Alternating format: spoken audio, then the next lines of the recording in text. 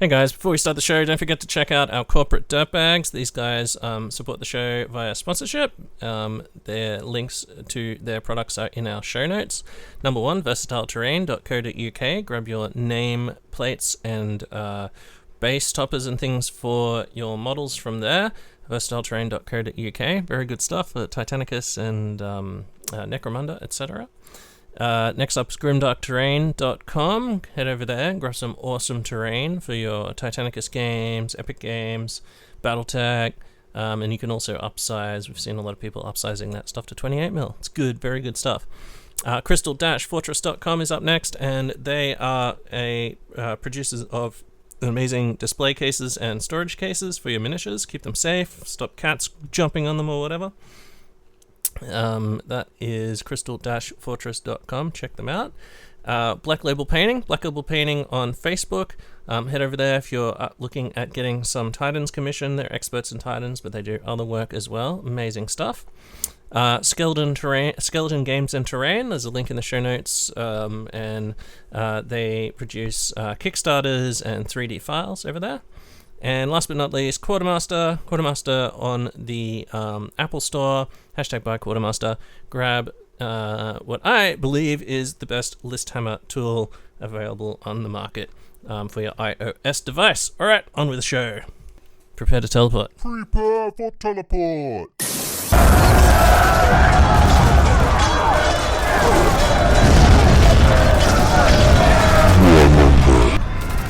Welcome to Warmonger. This is Warmonger 8, and tonight we're talking about the White Scars, which are Legion 4. No, 5. 5? 4? 5? 6? 5. 5. I understand Roman numerals, but which Roman numerals go with which legion? That's the problem. It's like fucking 17? What the hell is that? I don't even know. Oh, no, wait, I do know because there was word bearers that we recorded last week. But, yeah. Anyway, so we're working in a back and forths from the front to the end of the list order. White Scars. I think White Scars made out pretty well. Now, on the line tonight, we have Robbie, aka at what is it? The Grammatic in Perpetuity. At Grammatic in Perpetuity on Instagram. So just type in Grammatic in Perpetuity. That's really easy. Yeah, it just rolls off the tongue. It's easy. Yeah. And then we've also, to talk about White Scars, one of the prominent White Scars player. I guess like the two people who I think thought of when I thought of White Scars were Robbie and Luke. And we're going to be talking to Robbie and Luke. And now Luke has like a fucking amazing White Scars army. What's your Instagram thing so people can go and look at it? And while we're talking. So what is it? Subodin Khan, Subodin Khan. Okay, Subodin Khan.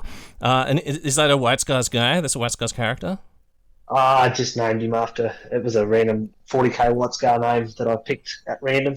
So yeah, boom. Okay, good. Still White Scars. Very good. Now go and have a look at Grammatic in Perpetuity and Subodin Khan.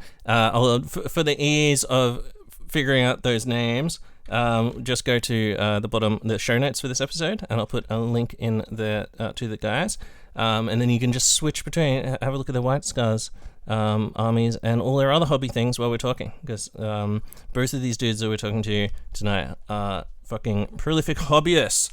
And Robbie has like fucking a million armies as well, right? Yeah, I was gonna say, I'll be honest, my White Scars are pretty deep in the Instagram, but they're in there. Just gotta look.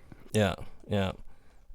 So lots of good stuff. Okay, I'm getting distracted. I'm looking at Subodin _Khan, and I'm getting distracted already because I was just like, oh hey, that's Robbie's army, and then I remembered that, and then you must have played each other. Oh, the Militia v White Scars game. Yeah. How did that go? Yeah, that was a while ago. That was a while back. Oh, March 12th. That was last edition. Yeah. Oh, obviously. Yeah, it was. Might have been the last one of last edition. I think there was a couple more after that. Perhaps. That was an Irresistible Force event Yes, back in March. Yeah, okay. So now, so I've got pictures of that army, of that game. Fuck. No wonder. I was looking at going like, holy shit, wait, is this Robbie's Instagram? What's going on? Just blew my mind. Okay, let's get back on track. So tonight, so in any case, both Robbie and Robbie's, you've been on a bunch of Necromunda, like the Gangbangs. Robbie's one of the hosts of Gangbang.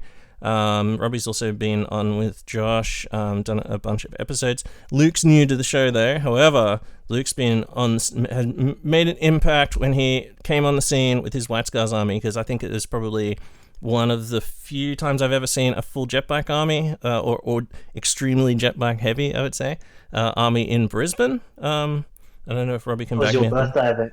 Yeah, my birthday event, exactly. Yeah. Oh man, yeah. So there you go. Now you're the second person who I met at my birthday, and we had fucking just like shit armies. Did you get an award? Did I give you a best in show as well for that army? You did. Ah, you did. Thank you. There you go. You're nice. Perfect. Okay. So there you go. I've introduced everyone. Okay. So I've just there's a point on my little list here called introduce guest. So tick. All right. Let's move on. So White Scars. In terms of background, very interesting background. They're one of the legions in the Heresy that is just kind of like, oh, what do they do? Oh, remember they do that thing at the Battle of Terra. Obviously, they expanded that over the years in the novels and things like that, and really like fleshed out the White Scars. And White Scars people, they'll always say like, is it Path of Heaven? That's their fucking mega book. Everyone loves Path of Heaven, right? Scars, I think. Oh, Scars, yeah, Scars, Path of Heaven, both of those really good, and definitely open up like a lot of information about the Khan as this just like fucking super psycho dude, which is very good. But White Scars were also one of the legions that didn't get their rules until really late on. Like I think they were, what book was that? Book 8? No, yeah, book 8, right? Yeah, they dropped the one with the Blood Angels. Yeah. Yeah. So it was like, the Blood Angel book, exactly. And then also there was White Scars shit in there as well. So, but White Scars players definitely like, the fans of White Scars, I think there's a lot more fans, like hardcore fans of White Scars, than there are people who've actually built a White Scars army. And I feel like that's probably because of just the fact that like, there's sort of like a thing that you have to have a shitload of bikes or jet bikes, right? Yeah. People hate painting too. Yeah. Jet bikes being one of the most expensive, like dollars to points things that Forge World sells as well. I was actually looking on there the other night, and a single jet bike is $80 Australian plus postage. Yikes! So I think what is it like? And then you can get a slightly better deal. I think you actually get like $10 or $20 off if you buy 3. It's like, only $200 for 3 or something like that. Very expensive army to buy, which is why I think it kind of has limited the White Scars over the years. However, having said that, I don't believe, and maybe we can like talk about this as we're going through the rules tonight, I don't believe that you need to have jet bikes in a White Scar army. I don't think that, or motorcycles. I think you could make a pretty good White Scars army without those units. What do you think about that? I agree, absolutely, yeah. I mean, there's literally one rite of war which is all the bikes all the time, and then there's a rite of war that's none of the bikes. Yeah, all the infantry all the time. Yeah, perfect. So let's try and, I think like we should try and I just want to, I made a note here basically just to be mindful about that as we're looking at these rules, because I think that I think there would be a lot more White Scars armies. The other thing is historically white has been a hard color to paint, but I think maybe now that airbrushing is more prolific, like if you're not airbrushing white, it'd be a fucking total nightmare, I guess. But that's also something that works against them. But I think like I want to just be mindful about that, because I think that you can make a fucking sick army using these guys. That doesn't have like the classic we're Mongolians on motorcycles and fucking all that sort of shit. So let's talk about that. Alright, so in terms of fluff, who wants to give a brief fluff overview? I feel like I always give a really bad fluff overview. Geez. I don't know. They were sort of left out of the bulk of the heresy. It sort of kicked off without them on their own.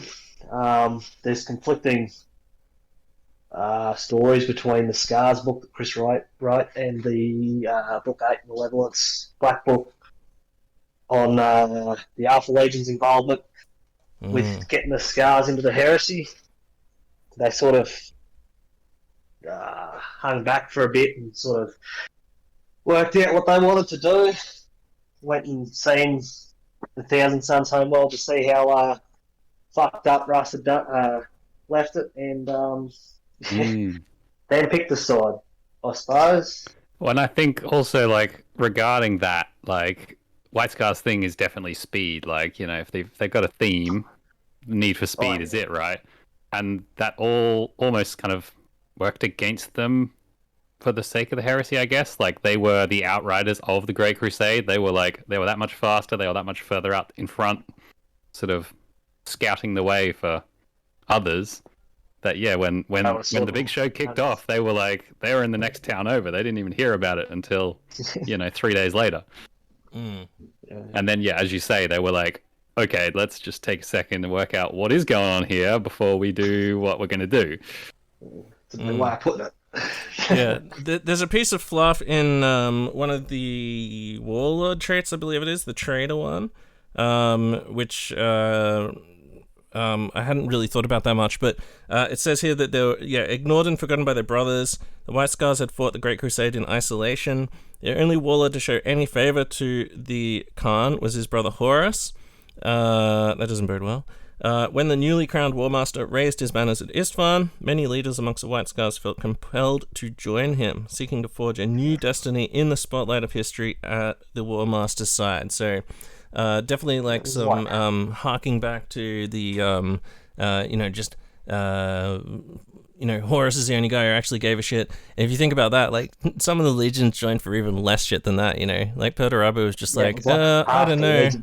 Yeah, Fulgrim was like, hey, Perturabo, you should join. And he's like, I don't know. And he's like, come on. And he's like, okay. Like, it's basically, like, fucking what went down with those guys. So, the fact that they were right in with Horus and a whole bunch of guys actually joined with Horus isn't surprising. But it is... I really like the fact that, like, for all intents and purposes, they were, like, the ultimate sort of... Like, people always talk about the Dark Angels being the fence sitters, but, like, White Scars were literally, like, tons of them were actually just killing fucking loyalists and shit. And we know from, obviously, Book 9, like, White Scars were pivotal in that. They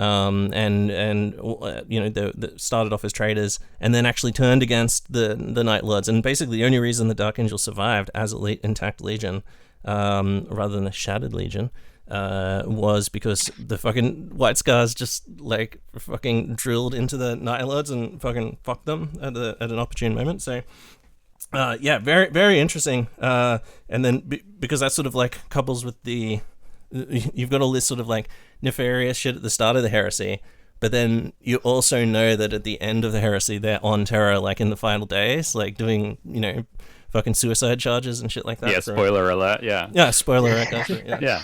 And I think that's it, like, just like the temperament of the White Scars too. They're regarded as, like, the quote-unquote noble savages, and, like, no one really trusted them because they're a bit out there, and, like, they're all about, freedom and going off and do their own stuff.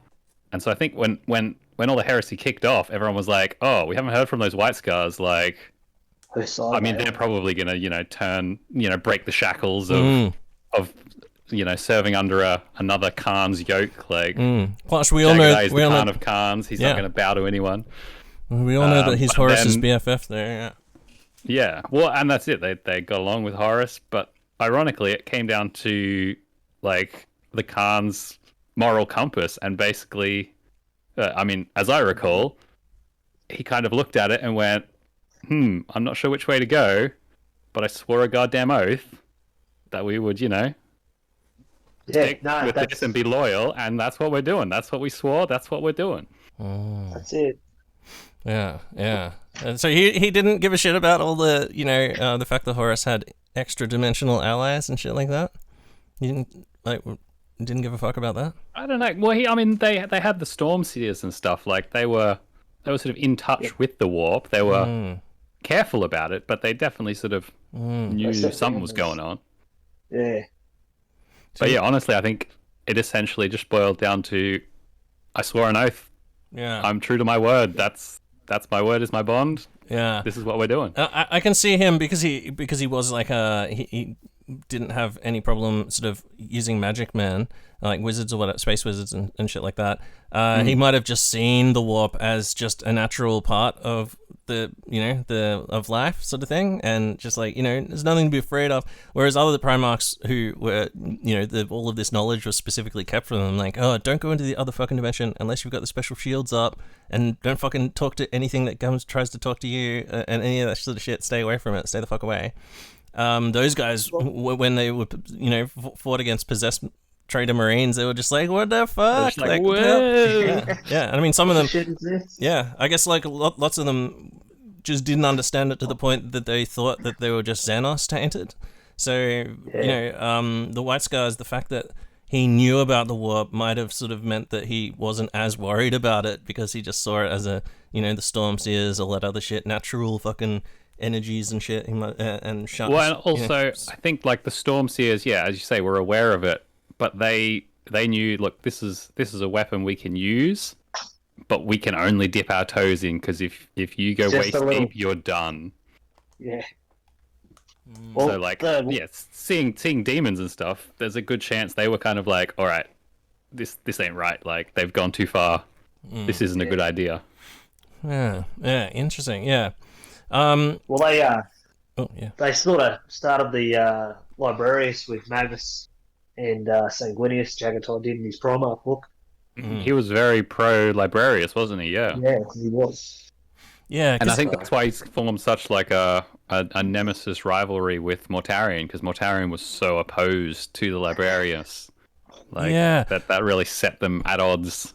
Well, yeah, so from the early days. White Scars have Which is one ironic. of the best exemplary battles, and I've fucking forgotten to. I wanted to mention the exemplary battles for each of these legions, because fucking some of them are really, really, really awesome. But White Scars have possibly the best one, which is the one where it's like the craziest fucking trio of Horus, the Khan, obviously, and Mortarion, all three of them having to fight against an entire enslaver infestation on a planet, and it took them and it was like 2 years or something, some extraordinarily long amount of time, but the because Mortarion was just like, oh, fucking wizardry, what the hell, but he had to sort of bite his tongue, essentially, because the Khan was using his Stormseers, and they actually like saved them on like against this huge then they fight like the King Enslaver or something like that, and the psych. I'd have to go. I should have gone and reread it, but spoiler alert: the Stormseers managed to keep him alive long enough to actually just like cut the Enslaver's head off, sort of thing. So yeah, go and check that out. That's in book 8. It's the exemplary battles for the White Scars. Fucking really good one. Like one of the best. Okay. All right. Well, that's fluff. That's what's happened so far with the White Scars. It's all going pretty well for them. We'll find out what happens at the end of the book series. Don't want to give any further spoilers than that. Now let's jump over to the rules. Previously in first edition, how would you rate them, Luke, in terms of power? Like in the. Well, I thought they were quite strong. Just because the main unit that you would run with them was Jetpipes, and they were 2 toughness 5, and they had a 3-up jink, and they were strong as shit. Yeah. Yeah, so very, very good. Rate them very highly. In this edition, I feel like they're pretty strong in this edition. We're going to go through the rules. We'll see how people think at the end, but I think I've definitely heard people say like, oh no, they're trash, but I would say some of that might be aimed at the fact that jetbikes are shit now. Well, not shit, but yeah, I guess they're. What do you think, Luke? Not as good. Am I saying they're not as good? Not as good. They're not total trash, but the fact that they're only. They still have their uses. Yeah, they're only 1 wound. They're in. Oh, sorry, no, wait. They're 2 wounds, but they're only. 2 wounds. They don't get the toughness bonus, and they don't have a 2+ save anymore. Essentially, so they're a lot easier to slay. And something like a squad of missile launcher guys would just fucking terrify you, right? Oh, anything that's toughness 8 or higher just doubles them out. So, yeah. Yeah. Any strength 8 or more, like Strength of 8. Sicaran Arcus, for example, that sort of thing. Full Mintaris Terminators, give you the cold sweats on the West Coast players at the moment. But as I was saying before, not necessarily do you need to have Jetbikes or Black. So let's go through. We'll do the special rule first. So this one is called Swift Action, which is all models with this special rule have +1 to their movement characteristic. And when called upon to make a roll to determine which player will take the first turn or to seize the initiative, you can roll 2d6 and choose. So that's pretty cool. Have you snatched fucking initiative and first turn off people? A couple of times. Couple of times? Oh, yeah. Does it feel like it's easier to do now? Like, do you feel confident in, like, do you plan to have the first turn? I always try. It's just about always backfires, but when it does go through, it's pretty awesome. Yeah. So, pretty good. We were saying earlier, like, if you really want to double down, if you really want the first turn, run a recon company and then you get rerolls on top. Oh, no, it's really good. Yeah, that'd be good. Holy shit. So would you'd be rolling 4d6 and then choosing... No, wait, hold on. No, it'd be 2, but you get to re-roll them. Oh, roll 2d6, decide if you like those, re-roll them, and then choose. Oh, yeah. Okay. Something like that, anyway. Yeah, so +1 movement, it doesn't seem big, but it's like all of these things. Like in Warhammer Fantasy, +1 movement's a big thing, because when you think about that over several turns, and then you think about that every time they charge, it adds up. Movement characteristic, obviously, like, that's your basic Marines are up to movement 8, which is the same speed as a Dreadnought. Your Dreadnoughts are going at movement 9. That's applying to all vehicles because they all have Legion of Astartes White Scars. So every single vehicle, like, what does that make a saber, like 50 inches or something? 17, I think. 17. So good. And that's it. Yeah, the +1 movement seems nice, but when it bumps you up into that next bracket for a charge, and you get the extra charges, very nice. Yeah. And spoiler alert, they have ways of getting even more extra chargy boy stuff. So it's not like a huge one, and I think, like, I've seen people say, like, oh, all they get is +1 movement, but re-rolling that first turn and to seize, that's nothing to sneeze at. Never sneeze at a easy seize, as they say on Shigaris. And then the +1 movement, like, it really does add up, and it also, like, it adds to, like, you think of that as basically you're getting an extra inch on the range of your weapon, essentially, because you're moving up an extra amount and getting, like, an extra inch, which can bring you into rapid fire range at the right time. It isn't just like a tiny buff. I think, like, it's like the Alpha Legion one where, you count as 2 inches further away. It doesn't seem big, but once you get on the table, I think it does. Yeah. So. Yeah, I remember when we first read them, both of these, we were kind of like, oh, it doesn't seem that great. And then, you use the Alpha Legion rules. And you're like, whoa, my God, it's amazing. Yeah. This is a good counter to the Alpha Legion rules, so, like, I find anyway. Yeah, close up on them, like, way easier. All right, so next up is a Warlord trait. So there's 3 of these. There's a Traitor one, a Loyalist one, and a just normal Mongolian Space Marine Black one. The first one is the Loyalist only, Heroes Never Die. Obviously, Loyalists only can take it. All the Warlord and his unit gain the Stubborn special rule, and if the Warlord is removed as a casualty, all models in any friendly unit composed entirely of models with White Scars rules, from which one or more models can draw a line of sight to the Warlord at the point when he is removed as a casualty, gain the Fearless special rule for the remainder of the battle. In addition, you gain an additional reaction in the assault phase. So he and his unit get stubborn, and if they get fucking flattened, then every unit that can draw a line of sight gains Fearless for the rest of the game. I feel like this Warlord trait is the one you want if you are doing that bulk infantry White Scars. Like, just have him charging up the middle, and if it goes wrong, no one else is leaving. Yeah. Like, imagine how I'd good that'd agree be with in that. like a Centurion style game. So you got some dreadnoughts, you got all this infantry, and then suddenly all of the infantry is fearless and just fights to the death. Like, it's so fucking crazy. Pretty good. Have you run this one, Luke? Have you guys, either of you? No, run? no, I haven't. To be honest, I've been pretty well stuck with the one Warlord trait the whole time, just because it makes spikes and speeders so There good. we go. All right. But we'll talk about that in a bit. But I agree with what Robbie said. It'll really stack well with the Sagina Zone. Sort of Yeah. leans into that fearless and stubborn and all that stuff that stacks well with that Lord of War. Yeah, and they've got a couple of fucking, I think you can make a really nicely themed Suicide Squad, Suicide Army as well. Yeah. Just because of the exemplary battles have some and errata, whatever it's called, the extra shit thing, legacies thing. Has some destroyer stuff in there as well. So and hopefully we'll have enough time. We'll cover that.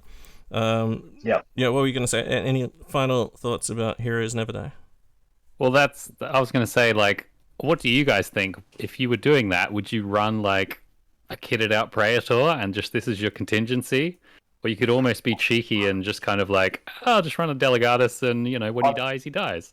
I'd probably put him I'd probably give him a jump pack and send him at the centre of the field with a assault squad and maybe a really destroyer-heavy Sagima Zone list, maybe. Yeah, if only you could make your general, like one of the only consoles that can't be your general is a Moritat, but a Moritat with dual disintegrator pistols would be the ultimate, because he stands a chance of just killing himself even. So and just giving the army. But yeah, Right at the start of the game in the middle of your own deployment, where everything can see, that'd be great. Yeah, boom! Oh shit, I'm dead. Oh well, my whole army's fearless now. I'm lucky. Yeah, that does sounds like a great one. But yeah, obviously on the table. That is one where you want to set it up, like it's almost like a trap. Like I need to make this thing happen. It's almost like a ritual sort of thing, So you that's something where you need to be mindful of, making sure that your units can see the Warlord as well. So putting him on a jet bike or something like that, so that he's up a bit higher and everyone can see him a bit more, could be a good way of helping you out there. Give him a really big banner, like a really big tail banner. Yeah, well, and also just the movement means you can fight where you want to fight. You don't sort of get caught flat-footed. Yeah, which seems appropriate. Yeah. All right, we'll do the trader one because, and then we'll come back and we'll do, because I think the last one is the one that, the Born into the Saddle is the one that most people are using. We'll do Forgotten Sons first. So this is the trader only one. I actually read the fluff out for this earlier. But this one is so this one's really interesting because it might be one of the only ones that involves specifically, like, calls out like another legion. So it's kind of complicated. I had to read this like 3 times. I had a couple of ROMs this afternoon when I reread this stuff, but I had to read this like 3 times because I was just like, what the hell? So I'll read it out. So if an army whose Warlord has this trait includes an allied detachment with the Legion Astartes Sons of Horus special rule. So your primary detachment's White Scars, your Warlord has this trait, you have to have an allied contingent containing Sons of Horus. The Warlord and any unit he joins automatically pass any morale checks or pinning checks they are called upon to make without any dice being rolled, as long as at least one friendly unit with the Legion Astartes Sons of Horus special rule can draw line of sight to the Warlord or his unit.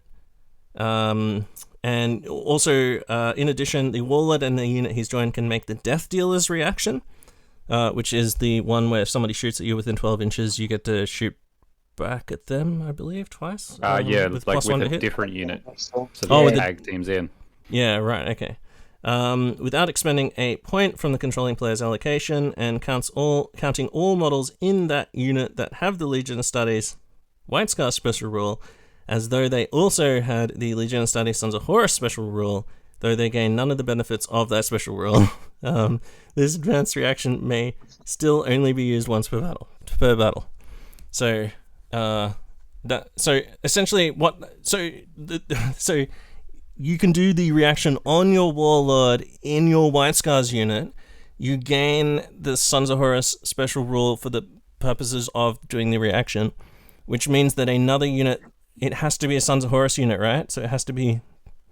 Yeah, that's why you're gaining the Sons of Horus, is because it has Yeah, to be so another you Sons look of at Horus units, unit yeah. targeted, Yeah. and then a Sons of Horus unit death dealers back sort of thing. So it's almost like just the Sons of we're all Horus. friends. We all count for this. Yeah, and sort of like the Sons of Horus, it's almost like they're just like, hey, stay away from our friends. Like, we're going to intercept you with this shooting, like, sort of thing, which is kind of cool. Like, they're sort of like backing up the White Scars guys, essentially. So then we'll work with that Sagian Azan force, I would think. Yeah. Just morale and pitting checks are automatically passed, which is awesome.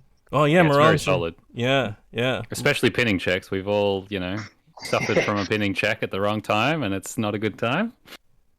Yeah. That's it. Yeah. But I mean, honestly, just what impresses me most with that is you are like the only person getting 2 special reactions. Because you yeah. can still also do the White Scars one, right? But you can also do the Sons of Horus one.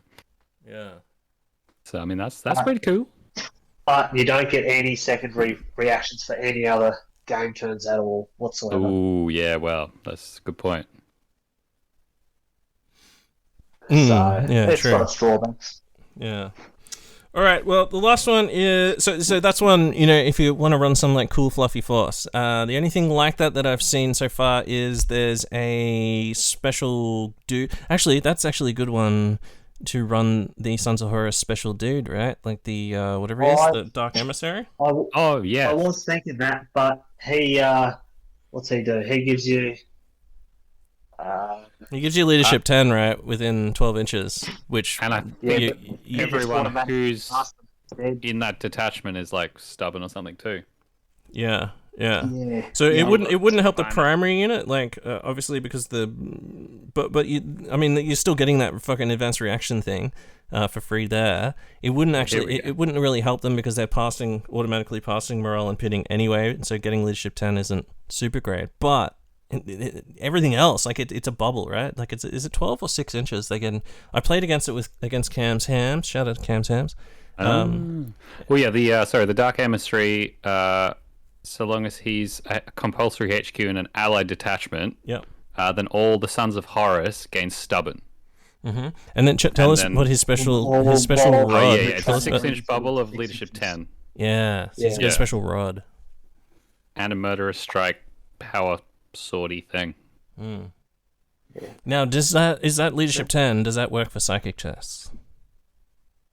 No, sorry, only morale and pinning tests. Morale and pinning. Okay. So it literally has no effect on them. That you automatically pass. Yeah.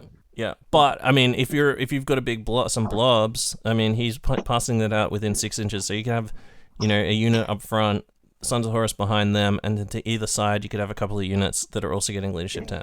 Which is pretty awesome. Yeah. Like Cam used that against me. He had Sons of Horus allied with Trader Ultramarines, and so they had all the Ultramarine special stuff plus like this leadership 10 bubble as well. Holy shit, it was so brutal. It was really good.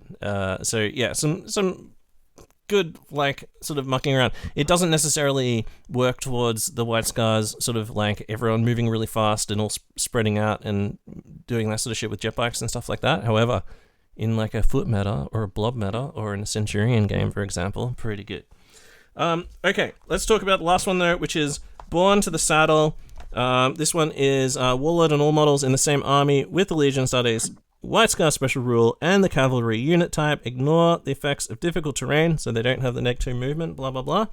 And gain a 4+ invulnerable save against all wounds inflicted by failed dangerous terrain checks. And dangerous terrain check now is, you moved through a piece of shit, roll a d6. On a 1, that you take a wound with no armor or damage mitigation. So most shit just fucking dies, just straight up.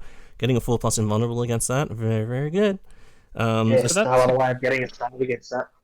Yeah, and think about like things like jump packs and stuff like that. If they move into difficult terrain, they have to take dangerous terrain tests, right? So you ignore all effects of the difficult terrain. So I believe it's cavalry, I'm afraid. Oh, true. Oh, yeah, true. It's only cavalry. Well, don't bikes have to take it as well, right? Jet bikes have the same issue, don't they? Yeah. Well, if they ignore difficult terrain, I'm assuming that happens before it becomes dangerous terrain. That's my interpretation of that. Yeah, that's what I was thinking. Yeah, but then if someone did a So- spell or something that just put down straight up dangerous terrain, then you get the 4+ save. Yeah. Against I think graviton the and shit Death like that. Guard's Rite of War can turn terrain into dangerous terrain straight up. Yeah, So a whole bunch of it. Yeah. Yeah. Difficult and dangerous. Yeah. So pretty good. It would be really good if it helped jump hacks, because they've got the obvious problem of jumping into some, trenches or some shit to fight people, and then just a whole bunch of them dying, which isn't great. Now, they also the Warlord with this trait gains a additional reaction in the movement phase. So when do you playing White Scars? You've used this, right? Do you feel like you're getting the most out of your movement phase reactions? Yeah. This is usually the most useful for the White Scars, especially if you're running heavy bikes and speeders and whatnot. Mm-hmm. It's just about an auto take. Yeah. So it's only cavalry unit type. So it really, I guess like, boom, there you go, like super easy. Now that cavalry jump, land speeders are cavalry as well, right? Land speeders. Yeah, Attack all bikes. Interesting. Because that's a good point. So like a lot of speeders and jet bikes and stuff all have heavy weapons. You don't have to get that close to people. So like those movement reactions, do you usually use them to like withdraw if someone does get within 12, Luke, or do you like press forward with it? Not all. I sometimes depends on what objectives there are and where people are deployed, but I have used them to push into the enemy deployment. Okay. It's quite handy, and I found out just the other day that fleet, if there's any way of giving your models fleet, it's stacked with the movement reactions. So good, right? Wow. So that's both this and both your Legion reaction and the general movement reactions, which is really handy. Yeah. Have you ever used I guess you said that you're stuck and born to the saddle, but have either of you ever used the generic rulebook one, which lets you do movement reactions? Like what's it called? The fall back and move forward, whatever. Lets you add your initiative and runs and stuff. It allows you to add the highest initiative +1 to those. Have you guys? No, I can't say I have. Okay. Be a solid choice for like movement shenanigans, though. Yeah. Would be handy, but I just find this is well more useful because you can just move your bikes into terrain or give them line of sight angles that you wouldn't normally be able to get safely. Yeah. Provided your Warlord's alive anyway. Yeah, like they have toned down terrain slightly by reducing the cover save, and like ruins are only 5+ now, but they're, people still, like, it just makes sense to put fucking heavy weapons teams and things in ruins. And cavalry can't actually get a cover save. Yeah. Oh, really? Even if they're in ruins? It's in their it's in this unit type, I believe. Yeah. Shit. Yeah, because they don't, hunker down behind something. They're just cruising along. Yeah. Well, punishes you for charging in. Just like in Warhammer Fantasy, you can charge knights into like the tower in the tower mission, but you can only fight like 3 of them or something like that. Like it's only the riders or something that can fight. Right. They hop off and charge inside. Yeah. So, I guess that's like but this fucking like counteracting that pretty fucking good. If you're not using bikes in like a non-bike heavy army, there's definitely like these other options are pretty good. Obviously, you definitely have some choice. Definitely, the trader one takes a bit of extra. Got to paint up some extra models and things like that. But like that can be fun in itself if you're ever thinking of doing a Sons of Horus army. Boom, like easy. Plenty of Sons of Horus decals getting about these days. Yeah. Ooh, yeah. Yeah. Paint up some marks. Paint up casual 40 Mark 6 Sons of Horus. Add them to your White Scars army. Boom.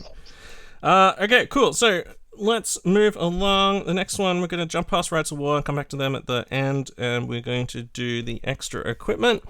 Now, the first thing they get is a Shamshire jet bike that independent characters can take. This is better than a normal jet bike. It has a what's it called? A scatterbolt launcher, which is essentially a one-shot template, like a flamer template, strength 5 AP4, assault 1 shred pinning. So not terrible. You've got to get up really close to use it, but shred and strength 5 will get you a bunch of wounds. Pinning's like a nice little like added fucking thing thrown in there. It's movement 15, and it's got an asterisk saying that includes their Legion rule. Legion movement. Which is cool. And they, if you choose to run, you gain the Shrouded 5+ special rule until the start of the controlling player's next turn. So, seems pretty good, right? Is it better? Yeah, honestly, is it tons better? I quite like having just, even if it's just your one character in that unit, if he has basically a heavy flamer with shred and pinning, he's probably going to kill one dude, and then maybe they're pinned before you charge in. Yeah. It's very useful. Oh, improves armor save to 2+ if it was worse. I'm not actually sure it's possible to get worse than because everything comes at 2+. Consoles do anyway. I think the console, just the scout guy who can only take recon, who comes in, he has to swap for recon armor, but I don't think he can take a jetbike. I don't think he can take a jetbike. Yeah. Weird. Anyway, so yeah, cool little jetbike. It's like a little added extra, like a jetbike plus. So, fucking, what's not to like there? It's a swap for a scimitar for free. So, getting some extra shit for free is always good. Scatterbolt launcher, we've talked about that. I think that Scatterbolt launcher is only on the jetbike or on the Shamshir. Does it appear on any other weird? No, just a Shamshir jetbike. Yeah. Next up is a Power Glaive. This weapon's always been really good, and this is the fucking one that used to always make Emperor's Children fucking players cry. Like, how come their spear's better than my spear? It's because this one's a glaive, man. So they've caught up now. It's all right. Yeah, they have. Yeah, exactly. Yeah. So any character, sergeants, blah blah blah, can swap a power weapon to a Power Glaive for 5 points, and a Power Glaive is Strength +1, AP 3, Melee, Breaching 5+. So +1 Strength Power Sword with Breaching 5+ instead of Rending 6+. Seems pretty good. Is this still like a auto include? It doesn't seem to have. It's not two-handed anymore. Yeah, exactly. No, so you get an extra attack. Ooh. Yeah, I think it's only got better. I would put them anywhere I can get them, basically. Yeah, no, I'd agree with that. They're not AP2 base anymore, but considering how everything else has changed, I think these have fared pretty well. Yeah. And I mean, a breaching 5+, a third of your rolls to wound are AP2. Like, that's it's still good. Yeah, you can model it up like a spear, and like White Scar's dude and a sergeant on a jetbike with a spear, one-handing a spear into someone always looks cool. So, dudes on foot double-handing a Power Glaive, always fucking cool. There's a special unit that we'll get to soon which has them as well, so pretty cool weapon. Breaching 5+, good. Next up is the Cyberhawk. So this is any independent character can take one for 10 points, as well as some sergeants. Spoiler alert. So basically, at the start of any turn, White Scarlet player turn, obviously, a model with a Cyberhawk, you can select an enemy unit within 24, and then when making shooting attacks against that unit, the model with the Cyberhawk and all models in a unit that he's joined can reroll rolls of a 1 when declaring charge targeting the chosen unit. They gain +1 to their charge roll as well. So don't forget they've already got +1 to their movement, and then you're adding it's like a +4, I think. Yeah. By the time your bike gets there. Yeah, your bike speed, your +1 movement, plus like that, and then any cases of fleet that might turn up as well. And spoiler alert, there's ways to get that as well. So yeah, Cyberhawk seems pretty good. Is that an auto include for 10 points? It seems to me that's got so many. I just about throw it on every character I take if I can. Mm-hmm. Yeah. I don't know why you wouldn't, man. Like just a dude who's like in a fucking, like a and obviously this. They don't have to be on jetbike characters. Just putting one on a Legion Amistos or someone like that, and then using that to target enemy units that get anything that gets close with heavy weapons, rerolling ones to hit is fucking crazy. I gotta say, my one disappointment is like my White Scars army is very heavily ground bikes rather than jet bikes, and all their weapons are already twin links. So I'm kind of like, yeah. oh well, that's sort of a shame. But I mean, it's a nice item for sure. Need to get some attack bikes from the Legacies book.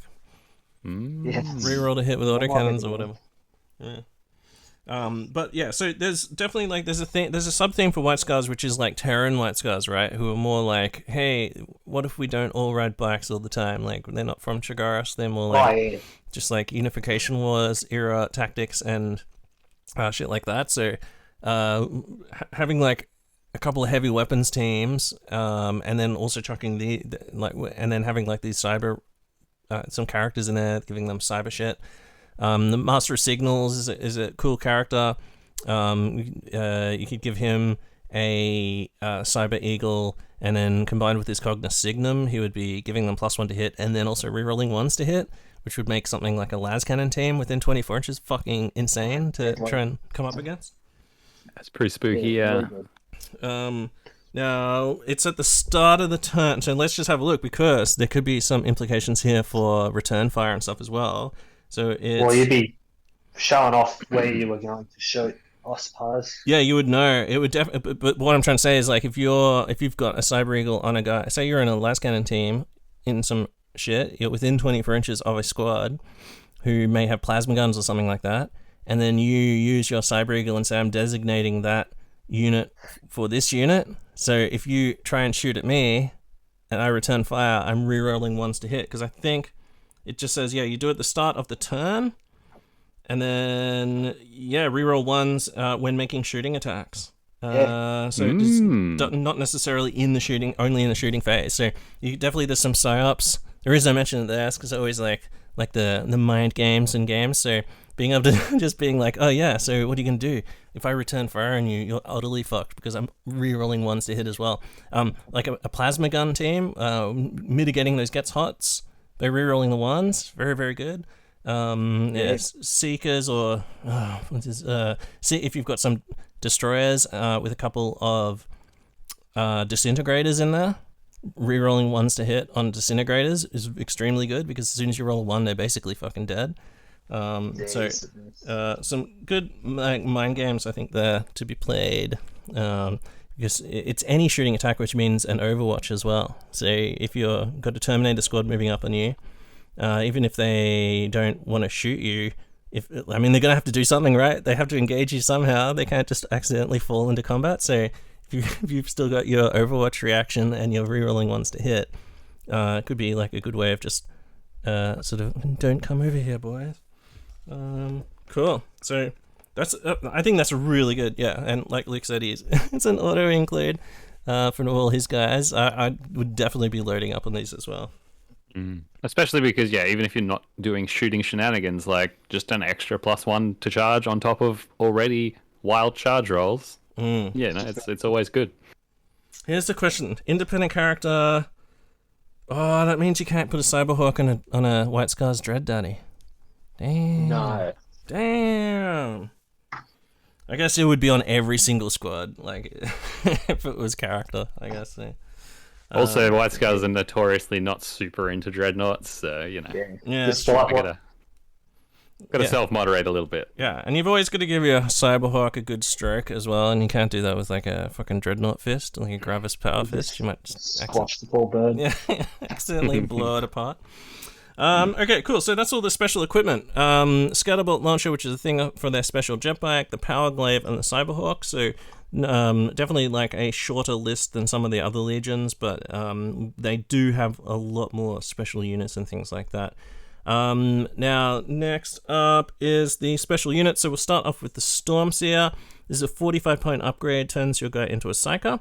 You gain the Psyker subtype, and then you gain the Storm's Fury discipline. Or you can choose from Divination, Telepathy, or Thaumaturgy, which is kind of cool. Divination, very good.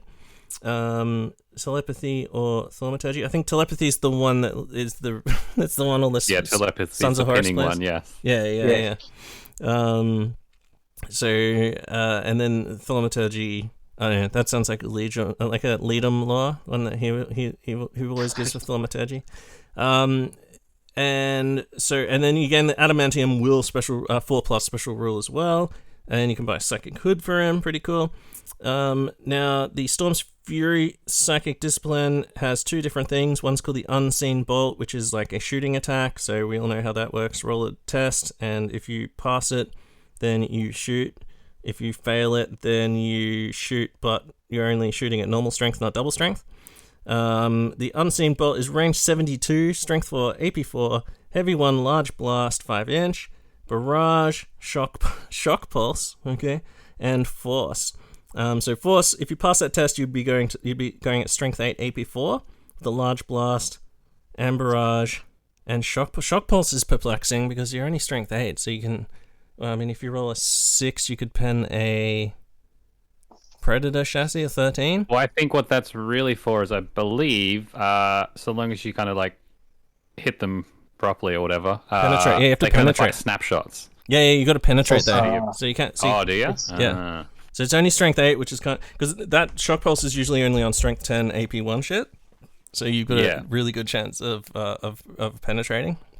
I mean, it's not terrible. You might roll a 6 and get a penetrate against a predator or something like that.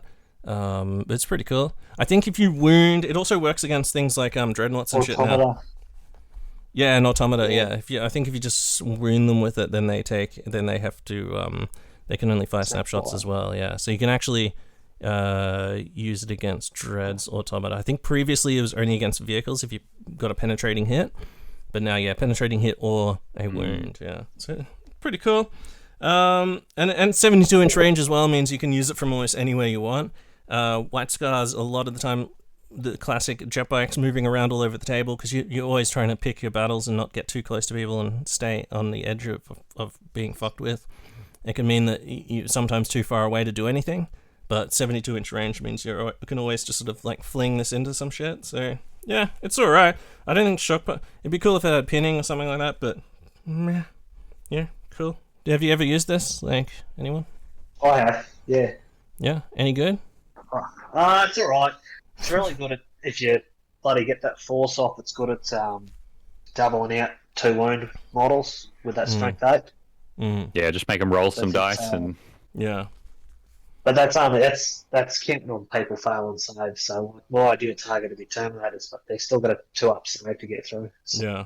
And the fact that there's blast as well means that like they're going to be re-rolling their 2+ now if they're heavy Terminate, like Cataphracti, for example, or breaches. So yeah, whatever. You don't forget other psychic things are available. As we talked about in the Wordbearers episode, the Wordbearers lore is not great, but there are others available. And I mean, you can still take him as a Stormseer at least. And you get to choose from a fluffy model to choose. Yeah, exactly. The other one is Call of the Wind. Now, this is actually worth taking, though. So I think this is great. This is probably what Luke put in the army. It sounds like, and then the shooting thing, he was just like, "Oh yeah, I'm within 72. Might as well try." The real reason Luke put this in is for Call of the Wind psychic power.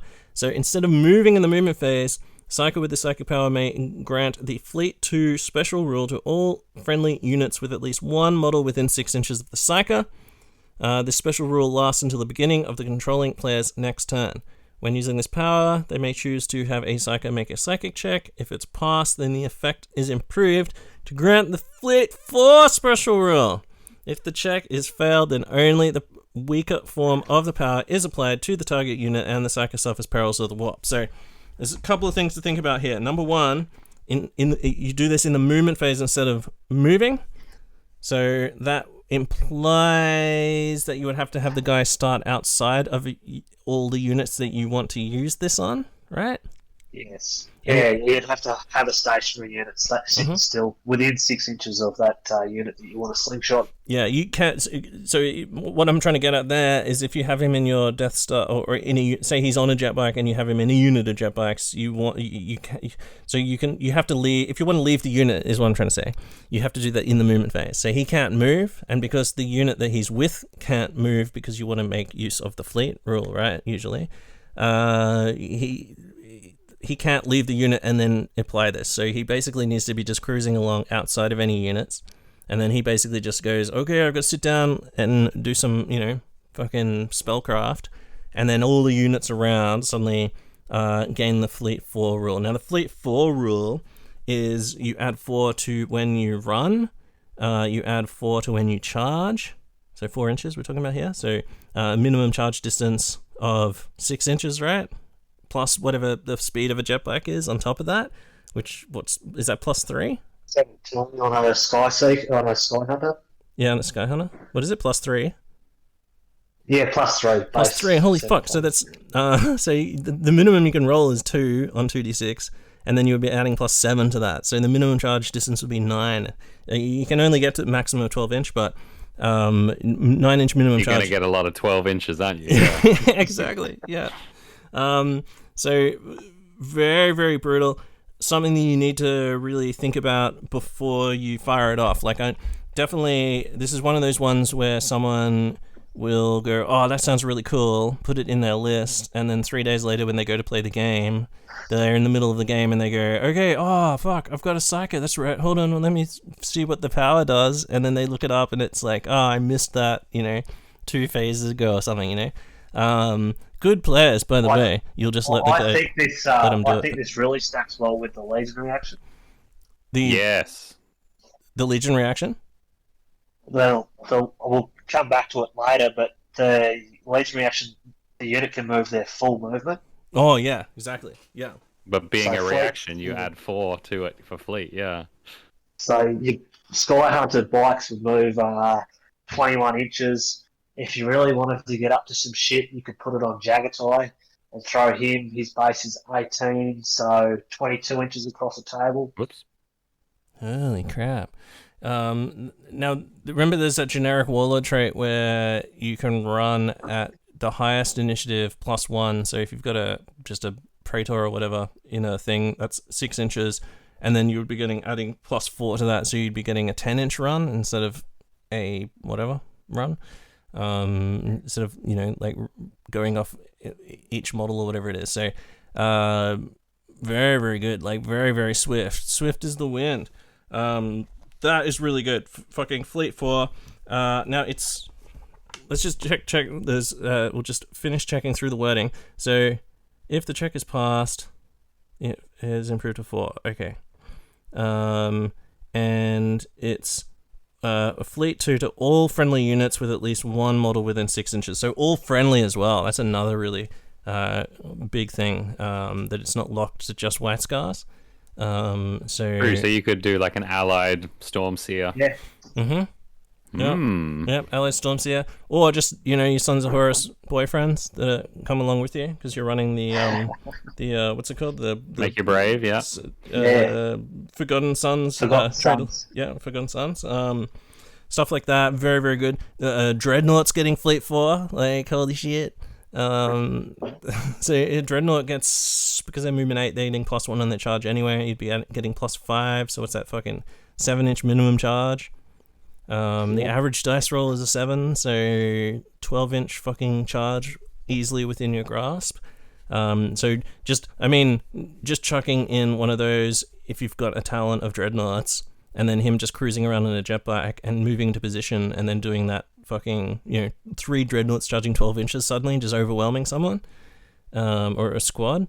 Very, very good. Because a lot of the time you'll see people like, they'll have their Dreadnoughts moving up, but because they're trying to do some lengthy charges, they totally fuck it, and only one Dreadnought gets in, and then it's just sort of like one Dreadnought isn't enough to break a unit. But having that like really big minimum range, the really like reliable long range charge on 3 dreads or a bunch, or even 3 or more, why not have a party?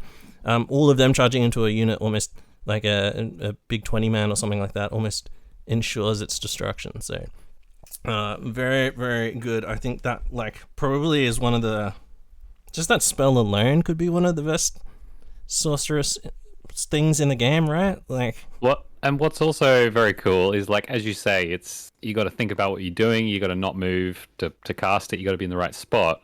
But also, that's in the movement phase. Unseen Bolt is in the shooting phase, so you can basically do both of them every turn, right? Like, yeah. You're not picking one or the other. He can do it all. Yeah. Now you are risking, obviously, if you are having him on his own instead of having him with a little defensive force, you are risking that fucking failing the leadership check and taking D3 wounds. But can't have no risk, no reward, right? As you said before too, you could have some Terran White Scars, and you could have him up the back with the missile launcher team or something, and slingshot everyone else forward on the turn one, and then chill up the back shooting lightning bolts. Yeah. Oh, and the other thing is, like, we're talking about like fucking like you're gonna automatically always go for Fleet 4 as well. Like Fleet 2 is nothing to sneeze at. Just getting Fleet 2 is decent, and you're not having to take a check. You're not having to risk it. But then just like when the chips are down, being able to just go fuck it, I'm just gonna go reckless mode. That's pretty good. Yeah. I like it. A bit of rule stacking. I didn't think of the White Scars as being super rule stacky, but the fact that they've got that hawk, the fact they've got their own psychic power as well, which is really really decent. Definitely getting some stacking going here. That's it. Anything for extra movement.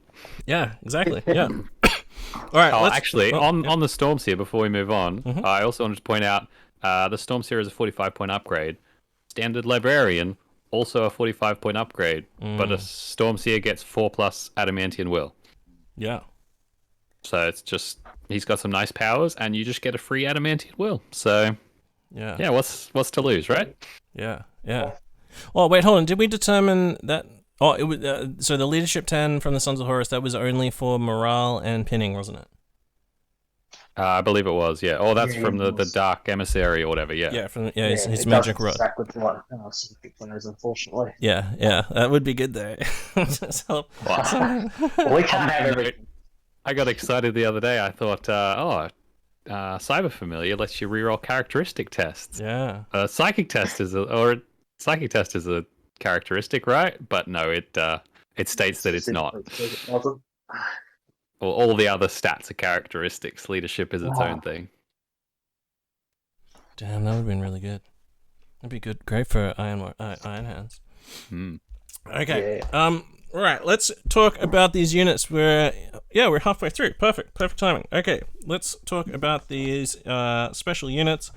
I'll blast through some of the rules because you can always go and look them up yourself. These guys who are recording with me, they're not just listening to me read them out. They've probably got the rules in front of them or know what the rules are. So sometimes we have to sort of just like speed through some of the rules, but I think like I hate just like sitting here reading everything out, like reading out every single rule and statistic and everything like that. But so if you're listening at home and you're also someone who doesn't like that, I understand. I get it. But we have to do this sometimes. Otherwise, fucking how do we know what we're all talking about, right? Okay. Ideally, people listening here at home have nothing else going on in their lives, and they're sitting there also with all of these like heavy fucking books sitting around them, sitting on a couch, drinking red wine or something, with a bowl of chips there, eating it. Yum, sounds great. They're probably painting White Scars, let's face it. Yeah. Well, by now they are. We're an hour in. Like, fuck. Exactly. If we didn't, we literally just covered the Stormseer and the fleet brackets 4. So I mean, they're definitely painting White Scars now. Yeah, Stonks just went up at Games Workshop for or at least they've started building a Stormseer now. Yeah. I need to order some more white, some more Kashyyyk white. Okay, let's go through these units. So number 1 is Golden Kashyyyk Squadron, 140 points for 3 dudes. They're on their Shamshir Jetbikes. These are a cool unit. Now, weapon skill 5, otherwise just normal stats for guys. They do have the higher leadership though, base leadership 8, sergeant is leadership 9, and the Shamshir Jetbike gives them a 2+ armor save. They have artificer armor, chainsword, bolt pistol, and a Kontos power lance. Now this is Rudolph from Grimdark Terrain came on one night and was just like, oh my god, have you seen these Kontos power lances? And we're like, oh no dude, like, this is just too much shit, I haven't read it all. And he's like, oh, allow me to look at, and he was reading it out. It was, we were all just like, what? Are you just making this up, you crazy German? So the Kontos power lance, let's talk about that. It is a close combat weapon, which is strength 10, AP 1, melee, ungainly, lance, brutal 3, sudden strike 4, and two-handed. Ungainly means you can only ever make one attack. You don't get any extra attacks for charging or anything like that. So you only get your normal attacks. You don't get any bonus attacks from things. So you're talking about one attack from each normal guy, and then 2 attacks off the sergeant. They are weapon skill 5, though, remember, so you are hitting normal marines on 3s. You're hitting dreadnoughts on 4s. Could be something you might want to use against dreadnoughts. So just to recap the strength, it was strength 10, AP 1, very, very good. Melee, so it's got lance, so if you hit a vehicle, they go down to armor 12, so you're penetrating on a 3+. Pardon me. Brutal 3, so you're one hit, you only get one attack. It doesn't say you can't have hatred and reroll that attack, so you could have a chaplain in there giving them hatred, which is pretty good. But when you do hit, you're rolling 1 strength 10 AP 1 to wound, and then they have to take 3 saves because it's brutal 3. So a dreadnought's having to take 3 saves for each one that hits it. So a squad of 3, you've got what? That's 2, 4, 5 attack. Wait, no, you're gonna get. The squad of 3 is going to have 4 attacks. 4 attacks. Hitting against a dreadnought, you're hitting on 4s, and then wounding on 2s, and then for each one that wounds, say 3 of them wound, or let's just say 2 of them wound. If just 2 of them wound, they have to take 6 5+ invulnerable saves. And I believe a dreadnought has 6 wounds, right? Yes, correct. Yes, it does. I'll point out that Sudden Strike also. Yeah, that's the real winner. Oh, true. Yeah. So so Sudden Strike 4 means that they got striking in initiative 8, which is fucking crazy. Is there any way to give a Kontos Power Lance to any other character? There isn't, right? They have to just use a glaive or something. It's just this unit. Damn, that'd be fucking sick on a Praetor. Ooh. It would be. Yeah, fuck. But he'd only get 1 attack. No, you get your normal number of attacks. Base number of attacks. You're right. You just can't get that'd be terrifying. Yeah, you can't get any bonus. Nothing that gives you extra bonuses to attacks or anything. But things like hatred, what's it called? Preferred enemy. Hatred, preferred enemy. That. Yeah, really, really good there. So yeah, fuck. It is two-handed, so you're not getting an extra close combat weapon, and you can't use a shield or something like that. I guess that's future-proofing, but Sunstrike 4, going in initiative 8, fucking striking with weapon skill 5, strength 10 everyone, brutal 3, very good counter to dreadnoughts. Have you been running these guys? I know you've got. I have. Yeah, I definitely have. They're great. Have you got any, what's the most impressive thing they've killed? I got a Leviathan the other day. I was pretty happy with that. I charged a Leviathan with a destroyer squad to tie him up, and then hit him with the golden Keshnik from the other side. Full squad of them with a chaplain attached, and he wasn't real impressed with how quickly the Leviathan killed over before he even got the swing. So the 140 for the first 3, and then 40 points each. So that would be 260 points for the full 6. They can take one of them can take a Vexilla, so that's kind of cool. The Sarge can take a Thunderhammer. I would not do that there. I think fucking Kontos Power Lance is pretty good. And then any model can exchange its chainsword for a power weapon or charnable weapon. So you can only use the lance on the turn that you charge. You only get 1 attack. So you want to chuck in hatred, sounds like Luke's running a chaplain, so very good idea. Rerolling the hits, blah blah blah, very good sudden strike. But then after that, have you given them anything else, like power swords or anything like that, or? I've played around with it, but they do have hit and run. So normally, once combat's done, you can hit and run and bail out of there, and then if they're charging, whatever charges you the next turn, has to suffer through the what's that rule for charging a flamethrower? Wall of Death with a bunch of pinning heavy flamers. Yeah. Ooh, true.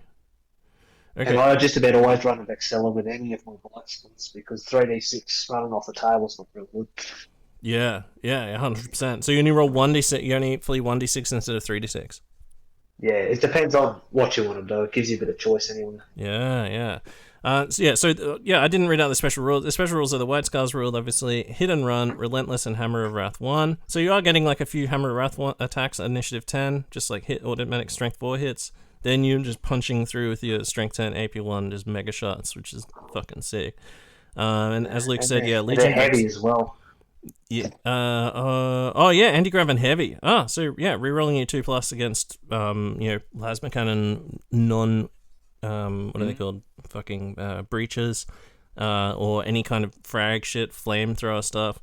And then because the Shamshir has that template shooting, it gets to do Wall of Death with that. So and it's shred Wall of Death, right? Is it shred? Yeah. Shred. Yeah. So Strength 5 shred, doing D3 auto hits from each one. So that's up to like 18 hits or something like that off 6 guys. Strength 5, 3+ to wound against normal marines, re-rolling to wound. Oh, yeah. I was saying, being heavy, Luke, does that mean they can't run, though? Or does the anti-grav get around that? I don't believe that works that way. I did find it the other day because it did come up. I'll have to have a look for it again. All right, you look that up. We'll move on to the is it just the one jetpack unit? Yeah, okay. We'll move on to the next one, but have a look at that. But I mean, movement 15 anyway. It's not going to take long to get into a good position, I would say. Right? It is. I will point out slower than Sky Hunters, so they do tend to get left behind. But when they hit, like, oh boy. And that 2+ will keep them alive a lot longer than your other guys as well. And then your other guys moving up in their shit might actually work in your favor anyway, because they see other things as a more immediate threat, and then you can countercharge them. Yeah, like you said, tie them up and then just flank them with the lances. Yeah.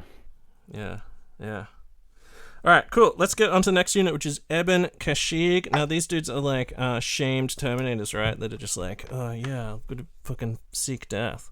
Yeah, fighting to regain their honor. Yeah. So Ebon Kashyyyk cohort, 200 points for 5. These are Terminators in Tartarus armor, and they all have a power glaive each, which is fucking pretty good. They're just normal. No, actually, they've got a really weird stat line. So they're movement 8 because they're movement 7 in Tartarus, and then they've got the White Scars bonus. Yeah. So they're movement 8, so they're the same speed as a normal Dreadnought. Obviously, White Scars Dreadnought's movement 9 now, but they're the same speed as a normal Dreadnought, which is really cool. Mostly 4 stats, so weapon skill and ballistic skill 4, strength 4, toughness 4, 2 wounds, and initiative 4 like a normal Terminator. However, they've all got 3 attack space and their leadership 10. So that seems really good for like 200 points for 5 guys, right? That's like fucking, especially because that's stubborn 10 as well. Yep, stubborn. Yeah. Okay, very nice. So the special rules are relentless, bulky 2, whatever. Karash, which is you can't ever gain victory points for the unit for killing them, which is kind of cool. But also no one that's not Karash and, fighting to regain their honor can join the unit, which is a shame. Yeah, that is kind of annoying. There's only some special characters with that, aren't there? Well, the loophole there is if you run the Sagia Maizan, everyone gets Karash, so then your characters have Karash, I suppose. Yeah, right. Okay. Which is really good. Yeah. You are going back to the heavy subtype unit. That includes models with the heavy subtype may not run, and when making a movement reaction based on the initiative characteristic, the distance is reduced by 1. Right. Okay. Yeah, they can't run. But they can charge like motherfuckers. The bike on its own, the Shamshir bike as an upgrade, doesn't give off the heavy subtype, whereas this unit, the Golden Kashyyyk, does have the heavy subtype. So they're much slower, but I mean, yeah, I don't know. The 2+ and heavy is a really good combination. Like, as I've said this every single episode of the show, I'm sure 2+ rerollable is like 97% chance of success. So it just basically almost makes you immune to just a whole ton of shit in the game as well. And people might just like try and do it anyway, but once you tell them like I've got a 2+ rerollable, they just go, fuck it. So and you got to remember, yes, they're slower than the other White Scars, but they're still faster than everyone else. Oh yeah, that's it. Yeah. All right. So the Ebon Kashyyyk, as Robbie said, they've also got Stubborn. So Stubborn combined with their profile of leadership 10 is fucking crazy, and Feel No Pain 5+ built in as well. So fucking very good. 2+ arm save, 5+ invulnerable, 5+ Feel No Pain against anything that's not instant deathing them. They're getting that Feel No Pain and a 5+ invulnerable. So 5+, very very good. Better than a 4+. Better than it's a 3+ basically. Yeah. I learned that playing demons. Yeah, exactly. Yeah. For fantasy, it's fantasy is when you really like start thinking about all those 5+, 4+s and shit. Any model can change their power glaive. I don't know why you do this, but I guess if you want to get some power fists, I was going to say, because you have 3 attacks base, it's actually kind of cool. Expensive, but kind of cool. Yeah. Okay, so... Or I guess if you don't want to fork out for the 4-drop models, you could make your own and just not have them for power glaives. Also that. That's true, yeah. So a combi bolter and a power weapon for 5 points. So you'd be getting rid of the glaive and getting a power weapon and a combi bolter. Why can you not, like a power glaive isn't two-handed. Why can't you just have a glaive and a combi bolter? Why do you have It looks cooler when you have it two-handed. Why do you have to swap the power glaive out, man? Because the models came out last edition when they were two-handed. Yeah, but, that's what rules are for. They can make the rules on the page say anything. They can't change the physical thing, but they can make the rules say anything. Okay, anyway. Combi bolter and power weapon for 5 points. Combi bolter and power fist for 15 points. I guess if you want some really hard-hitting power fists in there, 3 power fist attacks is probably worth the 15 points, right? And you also get a combi bolter. You can swap... Yeah, if you look at the power fist for 10 and like the combi bolter for 5, it's not terrible, I guess. Yeah. Any model, you can then on swap your combi bolter for either a Magna, a Minor, or a combi bolter, or a Volca Charger. And normal prices for them.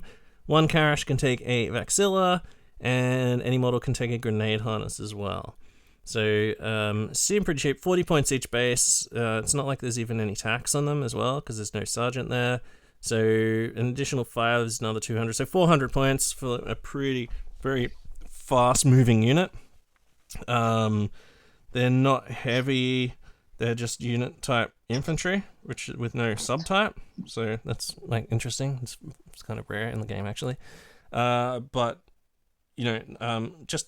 the base thing for 40 points with a glaive, just send these dudes to their death. And also there's a special rule entirely based around not giving a shit if they die. So it's a very set and forget, isn't it? Yeah, that Barash special rule is on the Sagi Mazal Light of War, and it's bloody borderline. It can be borderline broken if you're playing in an attrition-based missions. Okay, yeah. We'll mark these two. I think both of these units, the Ebon Kashyyyk and the Golden Kashyyyk, both fucking savage as fuck. We'll mark those down to come back and think about them during the rites, when we're talking about the rites, because remember that Ebon Kashyyyk have that Karash. I will point out that the Ebon Kashyyyk can't take the transport base, so they're hoofing it on foot, or you've got to take buy a heavy support choice, a Spartan or a Land Ranger to take it. Yeah. But they're only weapon skill 4, which sort of sucks when you're fighting other prestige Terminators. Yeah, prestige Termies, yeah. Or Dreadnoughts as well. That can be a drag. But they do throw out a ton of attacks. Yeah. Alright. I don't even know, vehicle transport wise, they're just so swift. They're moving faster. The craziest thing is they're moving the same speed as TAC Marines and stuff like that, so they're just up the board and moving faster than presuming you've got glaives, they've got no guns to shoot, so you may as well run too, so they're going 12 inches a turn. Yeah. They can keep up with jetpacks and stuff. Yeah. Alright, the next thing up is the Kizagan Assault Speeder Squadron. So this is a special javelin land speeder thing. It's toughness 7 with 4 wounds. Pretty tough. It's got the Kizagan Assault Speeder, which is its name of the unit, and also a war gear that it's carrying, which is a crazy fucking thing, a box within a box that's also the same box. But that's cool. Try not to think about that too much. The special rules are Deep Strike, Relentless, Firing Protocols 4. which is cool because that means the dudes can fire their pistols off the side as well. Harbingers of the Legion, outflank and hit and run, so this thing's super maneuverable. Movement 15, which is that's faster than a normal javelin, right? That is. Yeah, by one. But by one? Only by one because it is a White Scar, but whatever. It's fucking the equipment that counts. So the Kizargan Assault Speeder thing, like actual piece of war gear that they're carrying, and also is their name, carries a assault cannon and 2 Reaper autocannons. Remember, it's BS4 like all other Space Marines. Don't know why I mentioned that, but 1 carries assault cannon and 2 Reaper autocannons. So you're getting 6 shots off the carries, strength 6 with AP6, rending 6 blast, and then from the 2 Reapers there, are they 4 shots now? I feel like they're 4 shots twin linked.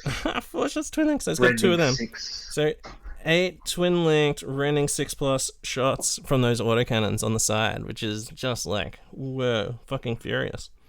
There are 105 points for the first one, 105 points for the additional ones, and you can take up to 2 hunter killers each for 5 points each. Do you always take those hunter killers? I don't generally run them. Oh, really? I used to. I used to last edition, but I haven't played around with them too much this edition. I just keep them cheap. But it's only 5 points, so I suppose it's probably not breaking the bank, is it? No. Yeah. They can take 2 each. On a squadron of 3, that's like 6 just strength 8 shots with almost unlimited range. You can just wail into shit as well, which is kind of fun. Yeah. But, just extra strength 8 hits on top of all those like rending shots and the strength 6 assault cannon shots. You know, you might have got a whole bunch of like because the Rens aren't they're not AP2, so you might get a whole bunch of penetrates that have only done hull points, and then those extra few like 6 strength 8 shots might just roll a lucky 6 and take that final hull point off. Yeah. That's what I've always found when people use them against me. Is those your tank's always on like 1 fucking hull point, and then they go, oh yeah, I forgot about I've got 2 fucking hunter killers in every guy. I've got a magnetized for mine. I just probably need to stick them back on the model, and I'll probably start running them again. Yeah, terrorize people, man. You need to always be terrorizing. So Top 7, I'll point out. Jeez, they're hard to kill. Yeah, top 7 4 wounds. That's like 2/3 of a dreadnought toughness. Heavy as well, so they're rerolling that 3+ save against a bunch of shit. Can't run though because they're heavy, but decent movement 15. That's still going faster than Space Marines running, so that's pretty good. How have you found these guys? Like, hard to kill, hitting decently hard. Like, are they enough that you can just rely on these for anti-tank? They are all right at anti-tank, but I've killed Kratoses with them, and I've killed Spartans with them. But it takes you do The dice you do have to cooperate, right? Yeah, that's it. You're fishing for 6s at the end of the day, and you're not always going to get them in one go. So I'm guessing, I should be starting to run them hunter killer missiles. To be honest, it's something I haven't really looked at this edition. Yeah, chuck a few in. All right. Yeah. I was just going to say, they are hard to kill. I've had people struggle to kill them. So. Yeah. It is strange. I think land speeders are in a bit of a weird position because they don't, because they're heavy. You can't run. I'm talking about javelins particularly, obviously, but because they're heavy, you can't run. They've got cavalry, which is kind of a weird rule for them because they are kind of like a little vehicle thing or whatever.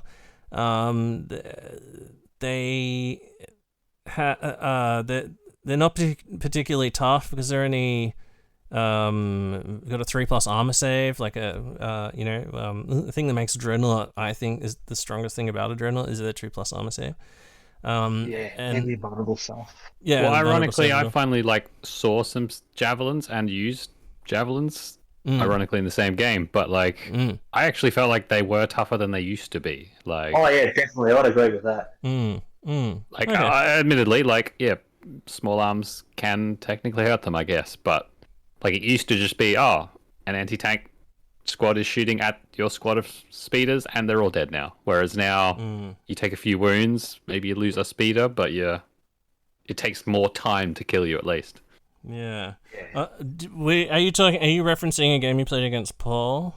the Sons of Horus. Yeah, so Yeah, we both had javelins in that game. yeah, what struck me about that was they weren't particularly doing that much. Just because I was playing Iron Hand, so they're shooting a bit of shit at what and I didn't have any vehicles, so there wasn't really anti-tank shit for them to do. I didn't have dreads or whatever. But what struck me was because he was using the reaping. Because they are just always lurking around, he would use them to declare a charge, and then because they'd declared a charge, then he was able to whatever the fuck it is, get rage on his charges when he actually did his primary charge or his charge with his reavers or whatever. Yeah, just combo them with other things. Yeah. So that was because everyone kind of looks at it as, it's just a speeder. Do I want to waste the return fire on that? Yeah. Or do I save it for the important thing? Yeah, and I mean these things, like, you can just wail into a fucking unit with all these raining shots, and then just fucking declare, or even just declare a charge, and then because you're so tough, they just waste their Overwatch, and then you fail the charge because you do it from 12 inches or whatever, and then at least they've used their reaction then, and then you actually charge in what you want to charge. I guess you've got lots of options on the charge too. Yeah, with some shred. What do they got? Chainsaw or something? So some shred chainsaw. Yeah, chainsaw, bolt pistol, and plus one to charge. Actually, that's probably my favorite thing about them is the fact that the dudes in the back can actually do shit now. So they just punch on with you and stuff, and shoot bolt pistols into your guys as they're flying past. That's pretty cool. Okay, well, let's continue on with the units. I want to quickly cover a couple of more of these units. One from the Exemplary Battles, which is the Falcons.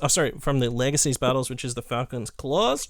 These guys were in the original book where they, I think the rules for White Scars and Blood Angels were the only rules in the book, so they had plenty of room for extra stuff. So this is a unit. It's called the Falcons' Claws. These are really interesting because they're one of the few scout armor special units. They don't have models, which is why I would say they're in the Legacies thing. I don't think they'll get models, so if you want to run these, you need to figure out some sort of cool conversion, and there are tons of good fucking models out there to base your shit off. So 95 points for 5. They're movement 9, which is very good. Normal Space Marine stats, leadership 7 and 8 on the Sarge. They have scout armor, so 4+ armor save.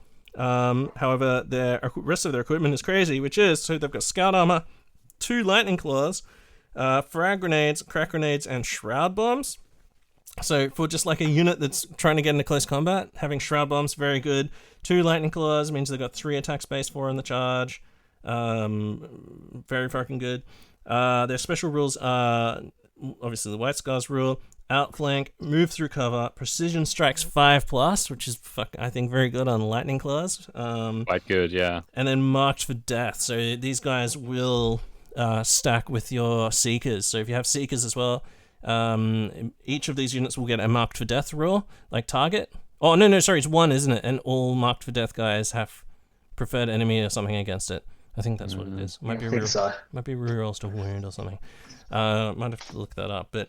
So marked for death is single enemy unit is chosen. Yeah.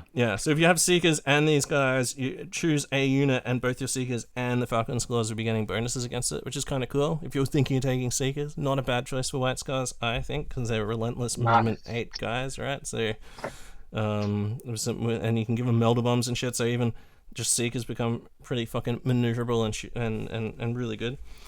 Precision strike 5+ with a whole bunch of lightning claw attacks. If you've got a full squad of 10, they're only 16 points each for the next 5, so you can have what is that? Another 80 points to round it out. Yeah. So you're still under 200 points. You can give them all melder bombs for 5 points each.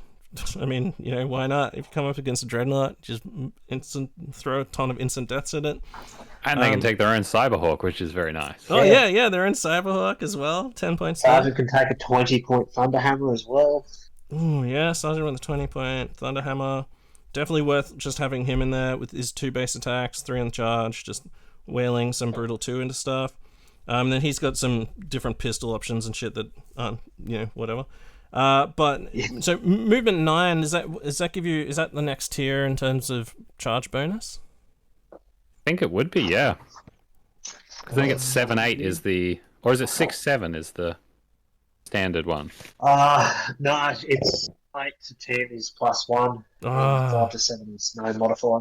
Damn, 8 to 7. Damn. All right. Well, whatever. If they've got their Cyberhawk, they're getting +1 inch charge anyway. So, with outflank, that's pretty cool. You can imagine these dudes like move through cover as well is very cool. You can imagine these guys just like if there's a piece of terrain right near a board edge, just put your marker there and then just move onto the table 9 inches through the terrain, run for another. So what's that? 13-inch total move. And then just like lurk in some terrain. They've got I should have said the unit type. It's infantry, light, skirmish. So skirmish means they'll get +1 cover save while they're in the cover, which is pretty good. Move through cover means they're not slowed by it. And light. I think light gives you +1 when you do run. Oh, there you go. From memory. What are we up to? 14 inch? 14 inch? Yeah, 14 inch run move. Yeah, and then skirmish obviously gives you an extra, makes you a 3-inch coherency as well. So yeah, which is quite nice. Unit. Keeps you safe from blasts and just makes sure everyone swings in combat. Yeah, shroud bombs means that it's really hard to rapid fire against them as well without being right up in their shit. Extra 6 inches onto their range. These guys are really nice. Is +1 to the initiative modifier for a run that stacks with fleet. They can make shooting attacks after having run, but that doesn't mean anything because they don't have any ranged weapons. Yeah, unless you give the guy a plasma pistol for 10 points and then do some running and plasma pistoling. I guess that's good. They can never claim a cover save on a turn that they've run as well. It's the last dot point. Hey, Robbie, what did Marked for Death actually let you do? Was it +1 to wound or something? No, it's reroll 1s to wound, which is awkward because these guys already have lightning claws. Yeah. So I think that's just there for effect. And the Cyberhawk or does that fluff. to hit, sorry. Yeah, never mind. Weird. All right. Well, whatever. Kind of cool. I think they're like, I don't know if they're underpriced or overpriced, but a heavy border squad is going to clean them up anyway. So, it's like everything else in Heresy. You can get fucking ganked by the next strongest thing up. But I think these guys, like it as a modeling project, fucking really cool. And if you've got a unit that you want to just, and you want to have like some exotic unit that just outflanks and just put that thing down and don't worry about it and just bring them on to harass the shit out of people. Because if these guys get into like a not tooled for close combat squad, they're just gonna fucking fuck them up. Like it doesn't matter that they're only 4+ armor if they're just doing like 40 lightning claw attacks into a heavy weapon squad or something. Oh yeah, they shred a tactical squad. Even coming on from the outflank and just charging the rear, charging a bit of armor that's going past. Hurt either. Yeah, true. Yeah, strength 4 +6, that's 10 +3, so you can get up to 13. So you can glance. I mean, you're going to be hitting the rear of shit anyway. You can come on and get penetrating hits against most vehicles. Anything that's not a Land Raider chassis, essentially. So, take multi-bombs and then fight Land Raiders as well. Yep, artillery and shit. And it would just be hilarious seeing these guys, like, just 10 of them on their own and probably just run through a whole militia army whenever they come out. So yeah. Or even you could just sort of, hurl them in next to your Terminators or something, just with all those precision strikes, just to pick out any apothecaries, sergeants, whatever, like, they're not there to win the combat, they're there to just, like, mark for death sort of style, And also it look cool having a dude in scout armor with lightning claws and a bird. That's pretty cool. Cool. Okay, so Falcon's Claws. So don't forget to check out that Legacies book. They're in there. There's also rules for Solomon Khan as well, whoever that guy is. And now we're going over to the Exemplary Battles in Age of Darkness, a separate PDF. And in here we have their Exemplary Battle unit, which is in the last unit, which is called the White Scars Dark Sons of Death, which has one of the coolest fucking names for units. Dark Sons of Death. Apparently they've got some sort of Chagaran name as well called the Karagalanga. Karagalanga, which sounds pretty cool. So these guys are just 3+ infantry guys. Essentially, like, imagine them as destroyers. They are like a form of White Scar's destroyer. So, however, they're movement 8 destroyers. So that's fucking cool. Unlike destroyers, they're only 1 attack, and they don't have counter attack. So not as good on the defense.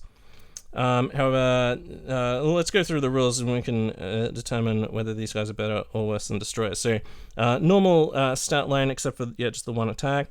The sergeant, however, is like a veteran, has veteran stats. He's got weapon skill 5, and he's got 2 attacks. He's only leadership 8 though. The war gear they all come with is a bolt pistol, chainsword, frag, crack, and rad grenades, power armor, and a jump pack. Legion Warhawk jump pack. They are just infantry, and their special rules are Stubborn, Shadow of Death, Stormseer's Conclave, and Invocation of the Raising Tempest. So, hold on. Yeah, okay, there's another page of rules. Good. So those rules are Shadow of Death. They can only be joined by a Centurion with the Stormseer upgrade, or a Moritat. So Tech Marines and Apothecaries may not join them. They have the Stormseer's Conclave special rule, which means you can take them as a bodyguard for a Stormseer, which is kind of cool. They don't get the, Chosen Warriors rule, so they can't do challenges and all that sort of shit, but, it means it's an extra slot you don't have to, an elite slot that you don't have to worry about. And remember, like, I'm pretty sure the Golden Kashyyyk and the Ebon Kashyyyk are elites as well, right? So, your army's probably filled with them anyway. And the Invocation of the Raising Tempest, which is a unit with at least 1 model with this special rule, gains Fleet 2 and Rage 1. Rage 1? What the fuck is that? Nah, it's Rage 2 in the updated PDF. Ah, okay, I've got an old version. So, yeah, Rage has to be 2 or more, otherwise it doesn't make any sense.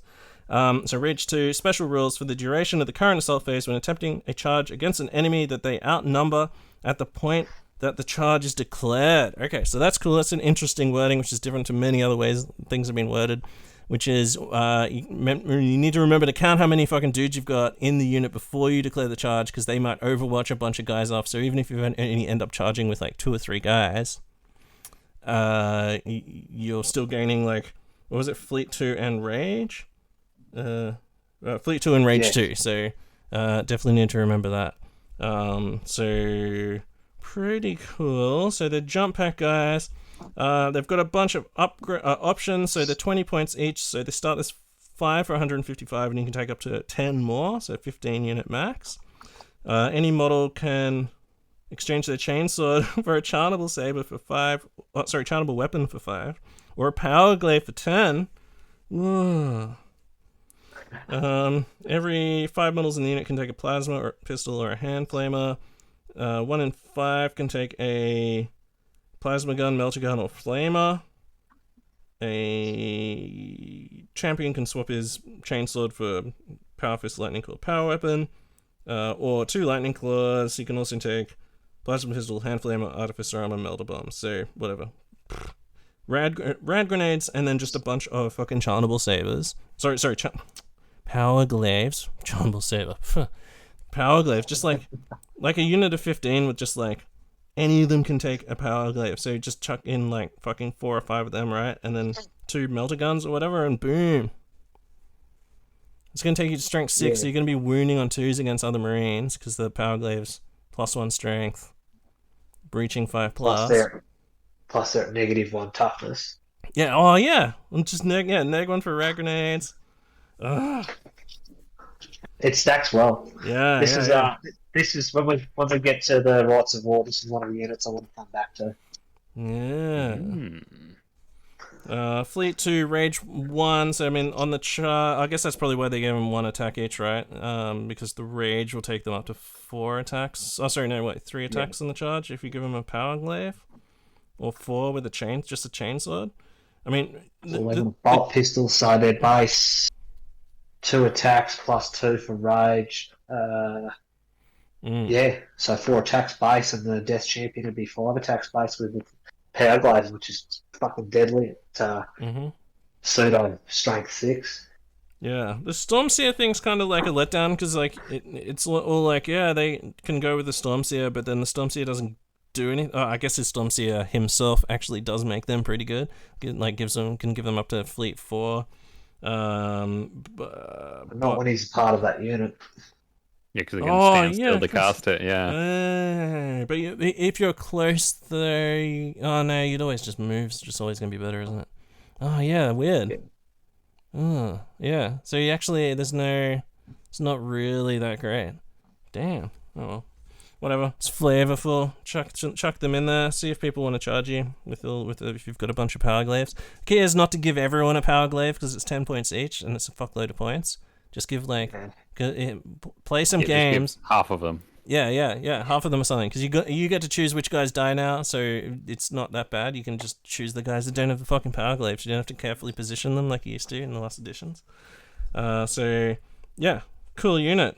And I mean, they seem alright. Like for the price, rad grenades and some of those other like upgrades that they have. And then their base movement of 8, and a jump back. Yeah, no, they're pretty good. I like them. I like them quite a lot. Dark Sun's Death. Alright, cool.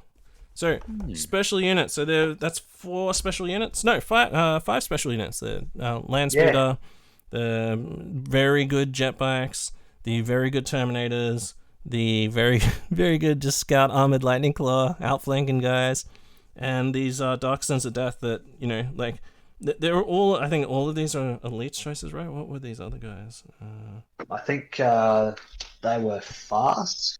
Falcon's Claw. So they're fast. A fast attack. Yeah, fast attack. So, and that's a relatively cheap unit as well. Yeah, so is the Korsagan Speeder. Oh, there you go. Oh, okay, yeah. So you might want to take like 1 Falcon Claw unit, 2 max units of speeders, and then whatever troops choices, I guess, and then characters, and then just fill out with the fucking really good jetbike guys, I guess. That's like a basic fucking if you weren't going to run a Rite of War. But we will talk about the Rites of War. So let's jump over there and we'll finish up with the... we'll do the special reaction, and then we'll finish up with the Rites of War. So the special reaction... What the hell? I just opened the wrong bloody book. Okay, so special reaction is... Chasing the Wind. This one... chef's kiss. Okay, so... this reaction may be made once per battle during the opposing player's movement phase. When an enemy ends a move with any of its models within 12 inches of a model, so your army essentially. Once the enemy move that triggers this reaction is resolved, all friendly units composed entirely of models of the Legion of Astartes White Scars, special rule, and within 12 inches of that enemy unit's final position, may immediately make a normal move. Such units may choose to activate jump packs to increase their movement. They may not choose to run. This move is subject to all the normal penalties for difficult terrain, dangerous terrain, and units that are pinned, locked in combat, or otherwise unable to move may not move due to this reaction. So that's fucking huge when you're talking about deep striking that might just land in the middle of your shit. And if you think about like some of the units we've talked about, every single unit that we've talked about is faster than a similar unit in another legion. So they're all getting like a big movement. So somebody deep strikes in one side, you could suddenly move to surround them, or you might move away from them. Like, take us through it, Luke. Like, it gives you so many options. Yeah. Like, I find it's best early game when you've got all of your bikes on the table to get into better positions. Sky Hunters movement 17, for example. So they're going to be wherever you want them to be when you get that position on. All of your speeders and all of that generally are 15 inches movement. Yeah. Tanks are 15 inches movement. It works for everything. Imagine Dreadnoughts just being able to get an extra move in your Dreadnought, and it might not be, you might not even fucking give a fuck the fact that it's within 12 inches of the unit that's affecting them. It just might be that you just go, okay, that's an extra move towards the other side of the table. Like, it's an extra turn you're going to get slamming into people. Yeah, free move phase. Thanks, buddy. Yeah, thanks. Or you move your models up and you get people, they disembark, and you, as soon as they disembark, you disappear back over the hill and you get a turn of shooting at their dude that's just sitting out in the open. He's baited him out of his transport. Well, yeah, that's what I was about to say. Was like because it's when they end their movement, they need to be at least an inch away from you because they haven't charged yet, and then you're moving like virtually minimum 8 inches. So, like worst case, you're 9 inches away from them when they try to charge you. You know that makes a lot of people go, "Do I want to charge 9 inches? It's a bit risky." Yeah. And like odds are, you're more than that. If you set it up right, you can stack it with the librarian's fleet. Well, yeah, then you literally can be just outside of charge range. Yeah. Yeah. So even big infantry squads, you just absolutely they leg it as soon as they bail out of a transport from whatever's in front of them. Yeah. Damn. Yeah, that's like that's so freaking good. It's kind of like the Alpha Legion one where you just get this huge like move and redeploy. But the White Scars, because it's like they're just inherently got faster moving shit. It just all comes together into this like super fucking great rule. Is there anything that just? I would argue it's more reliable because you're not scattering; you're just moving them where you want to move them.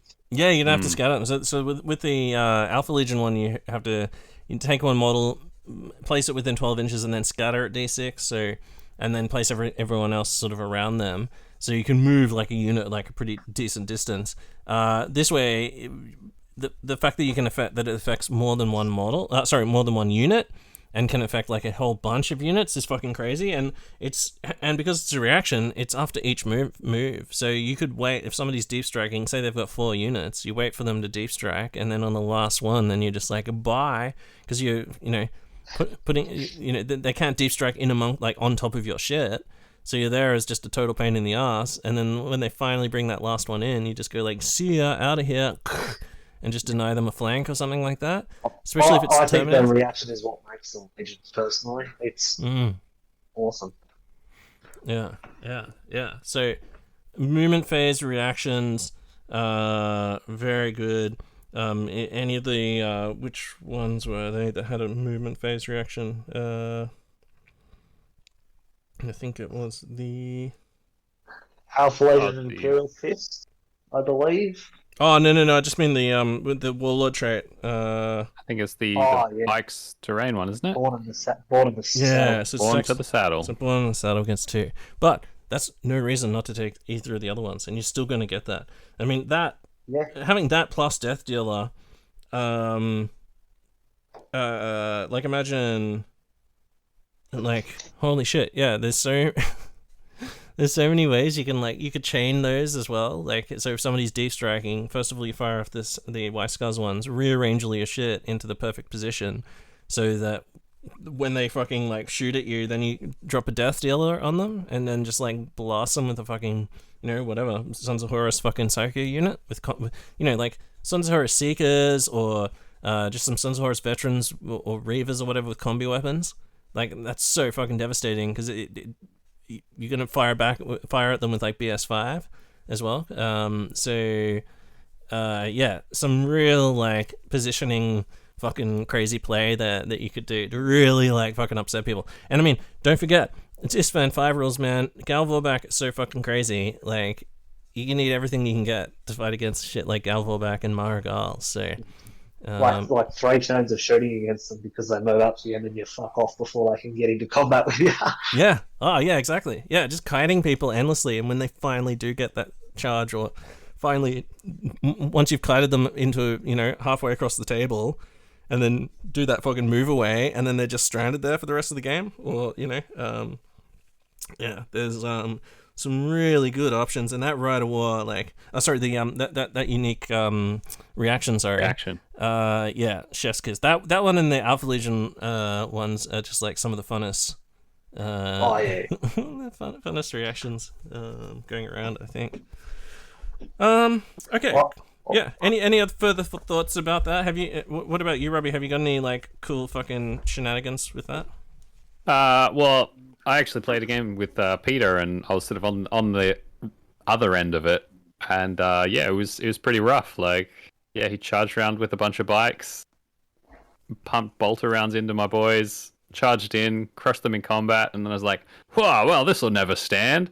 And then he was just gone. Like he'd moved and gone back around a building, and he was out of line of sight. And I was like, "Shit."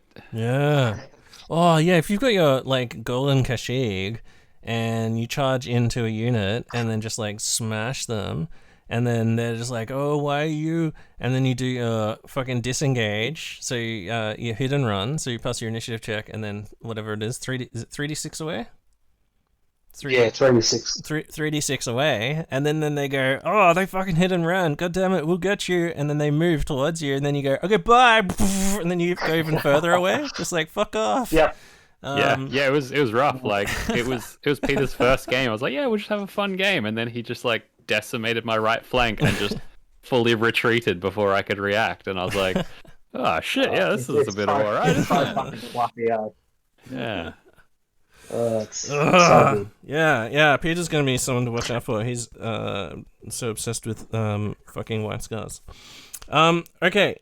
Oh yeah, so Peter's listening. I told Peter you got to listen to the White Scars episode. We're gonna tell you all the good stuff, because he's just like, well, he already knows. I think he's playing coy.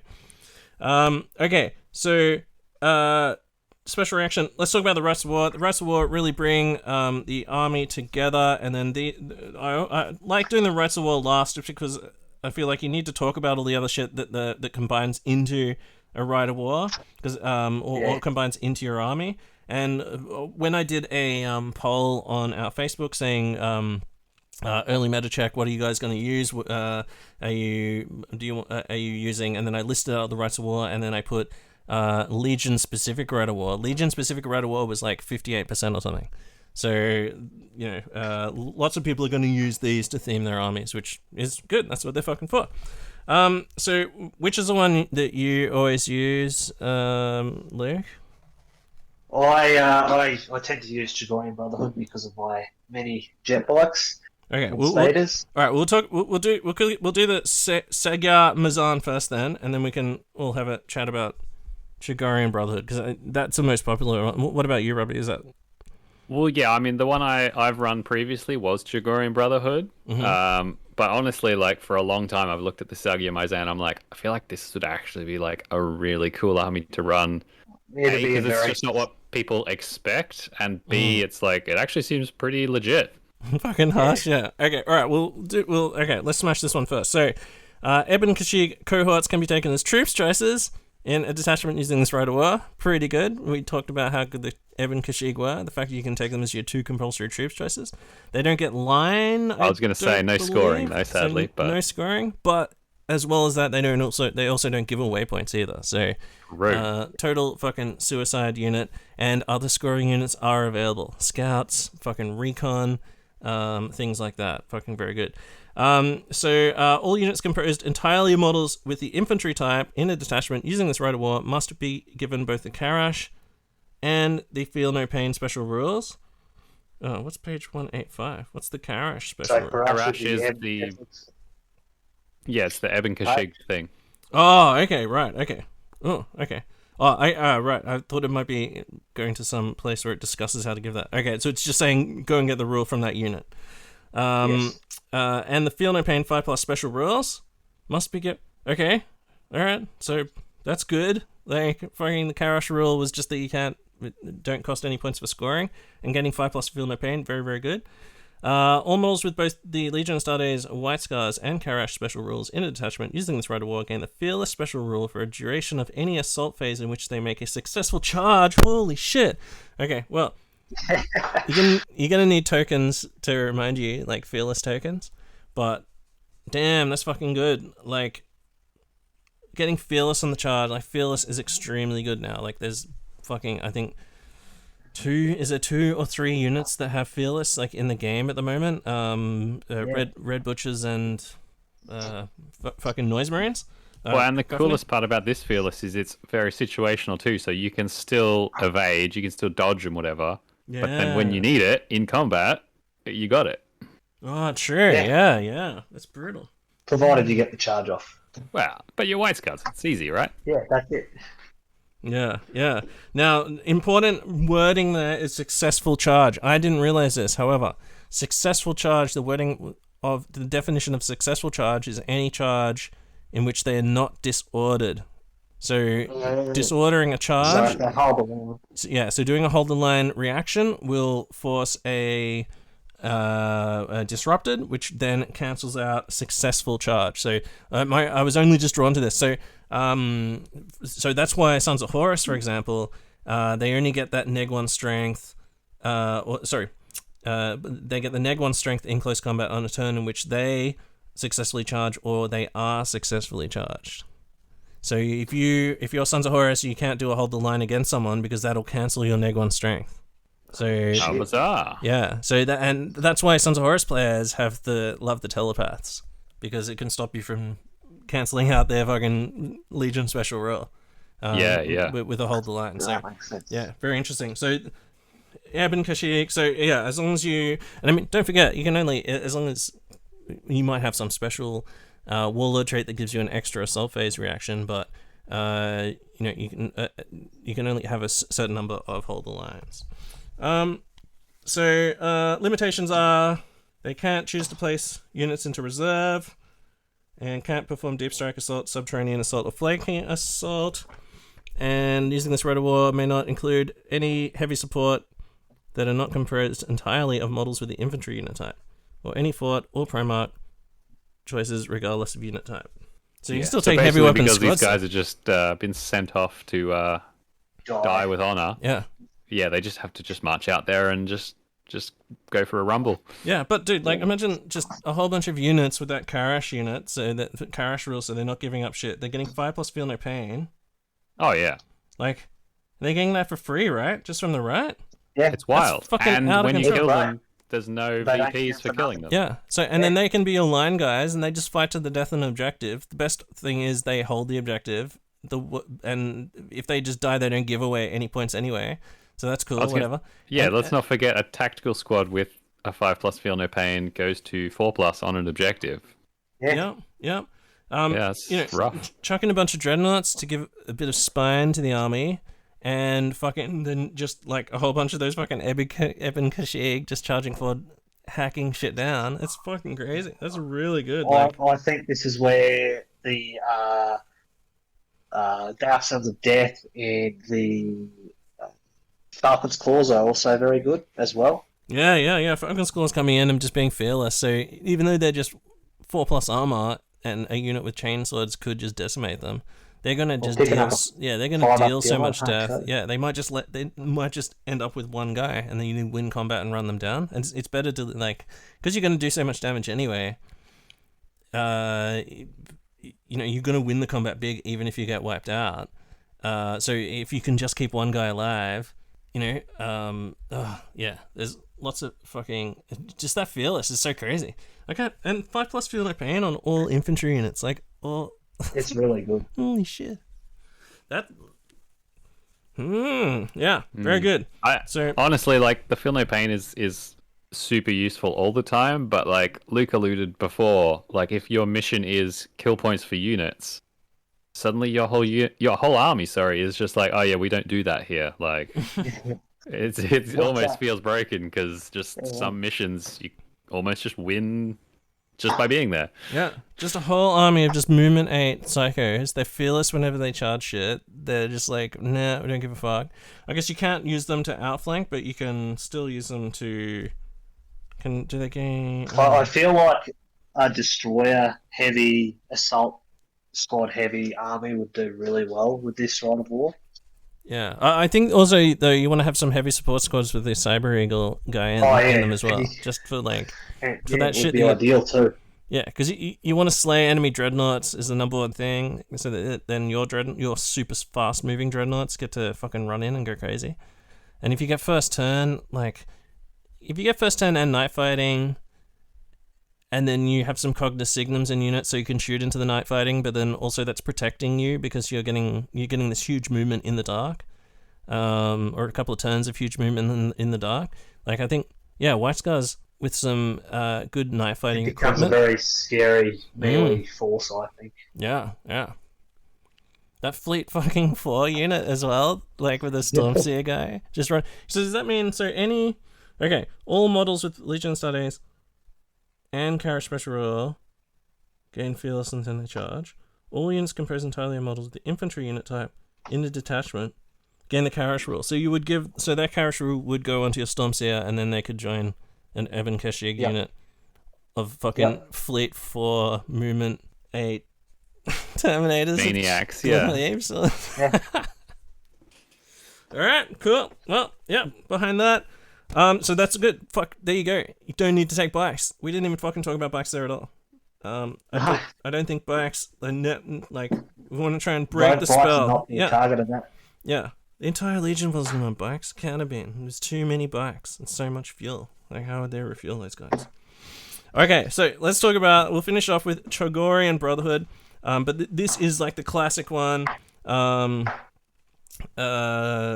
Like the classic fucking biker army.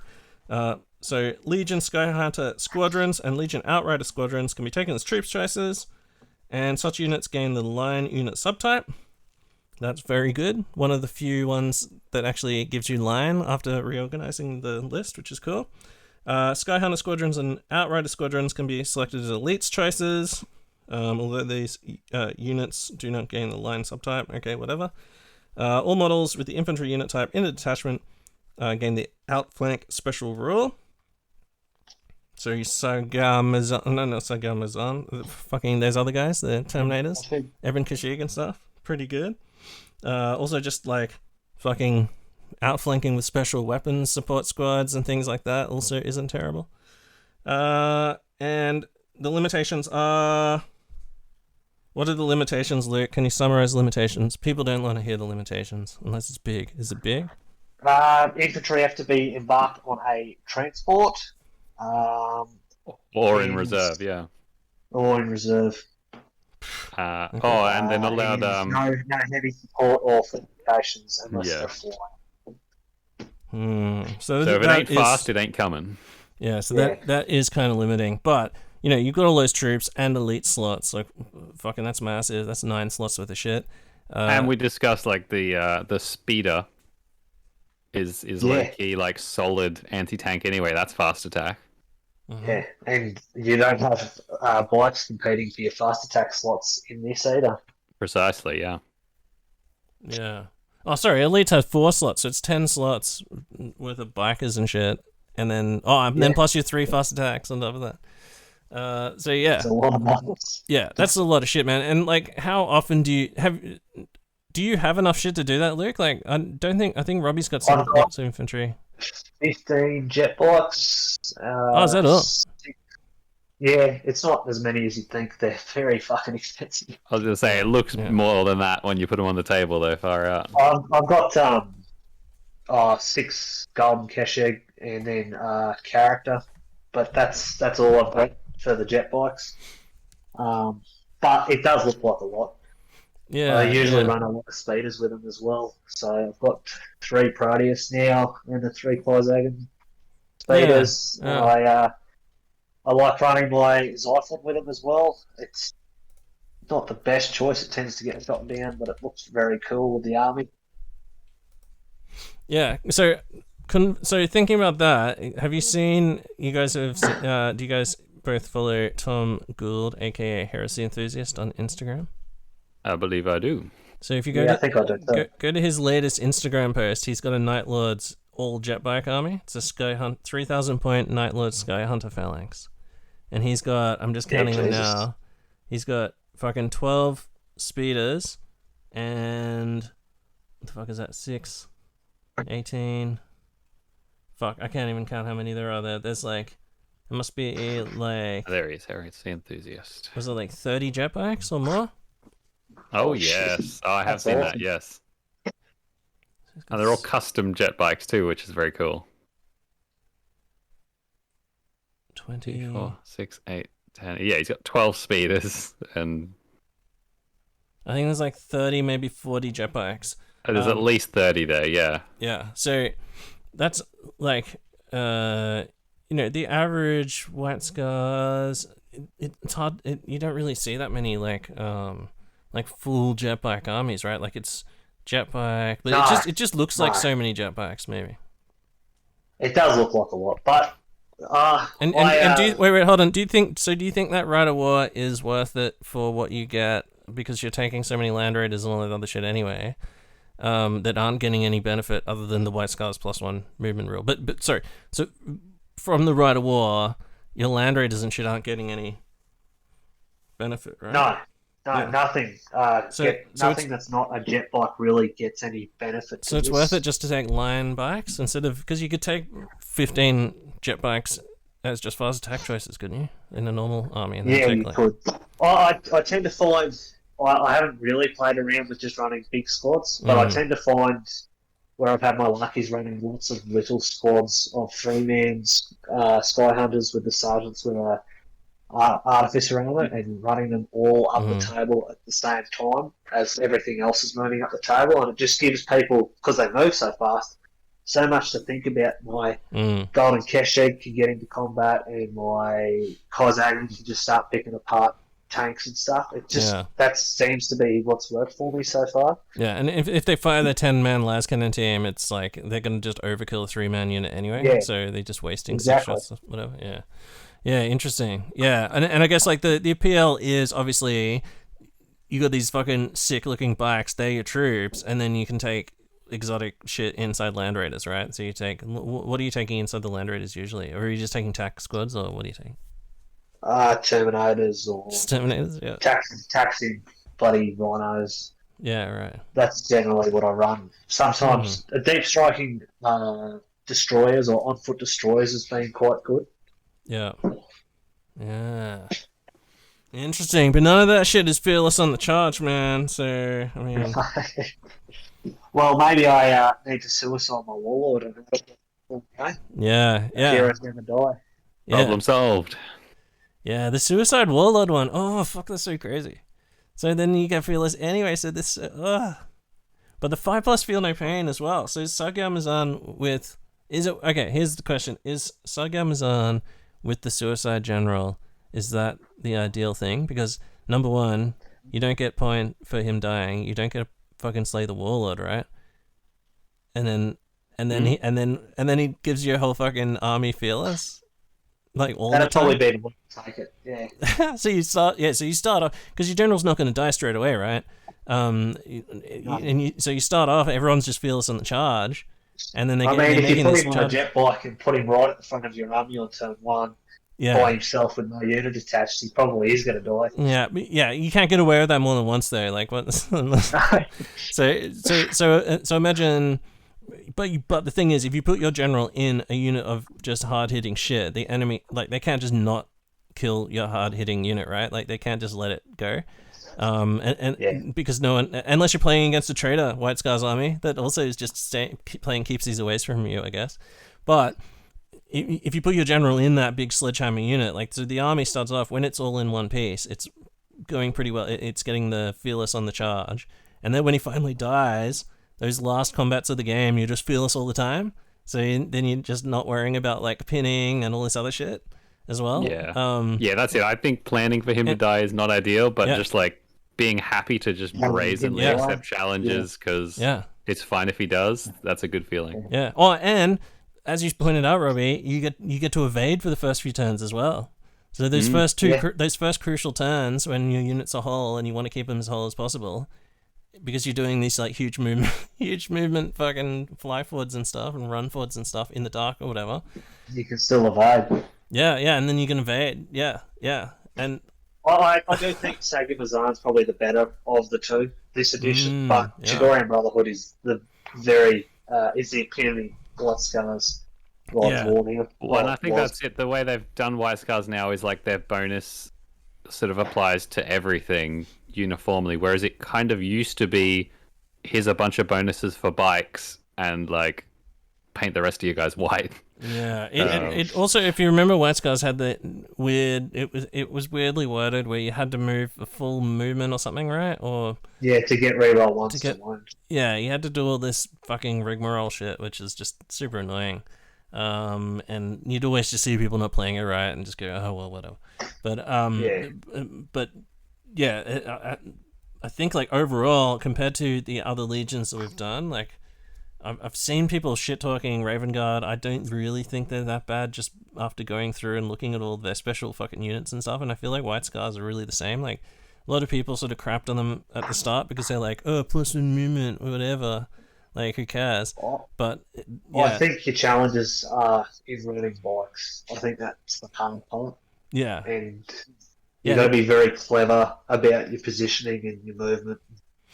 Yeah. What units you target when you're running bikes. I think that's why they look like they haven't fared as well. But if you're not running a bike-heavy White Scars army, they probably go quite well. Yeah. Yeah, because, I mean, like, if you're not running a bike-heavy army, there's no reason to take, number one, the Rite of War that gives you extra bike shit, and number two, the Warlord trait that gives you extra bike shit. Which frees you up to do Suicide Guy or the other one, the Trader one, which I think the Trader one is fucking sick as well. And then when you start thinking about it like that, then you don't need to worry about. So if you're not worrying about bikes, and then they've only got one special bike unit, one special lance like stabby bike unit. If you're not taking them, and let's face it, how much do they cost from Forge World? Like $200 each or something. So taking just like the infantry stuff, and there's really good models for the Airborne Kashyyyk have really sick models, right? The Terminators. Oh yeah. Yeah. So, like fuck. Yeah, I think it's kind of a classic issue for a lot of things at the moment. Is people are like, oh yeah, White Scars do bikes, like that's their thing, and now it's a new edition of the rules. They don't do exactly the same thing. They do similar things, but you got to reconsider how the pieces fit together. Yeah, 100%. Golden Kashyyyk Rider by himself from Forge World is $78. It's expensive. Just the one.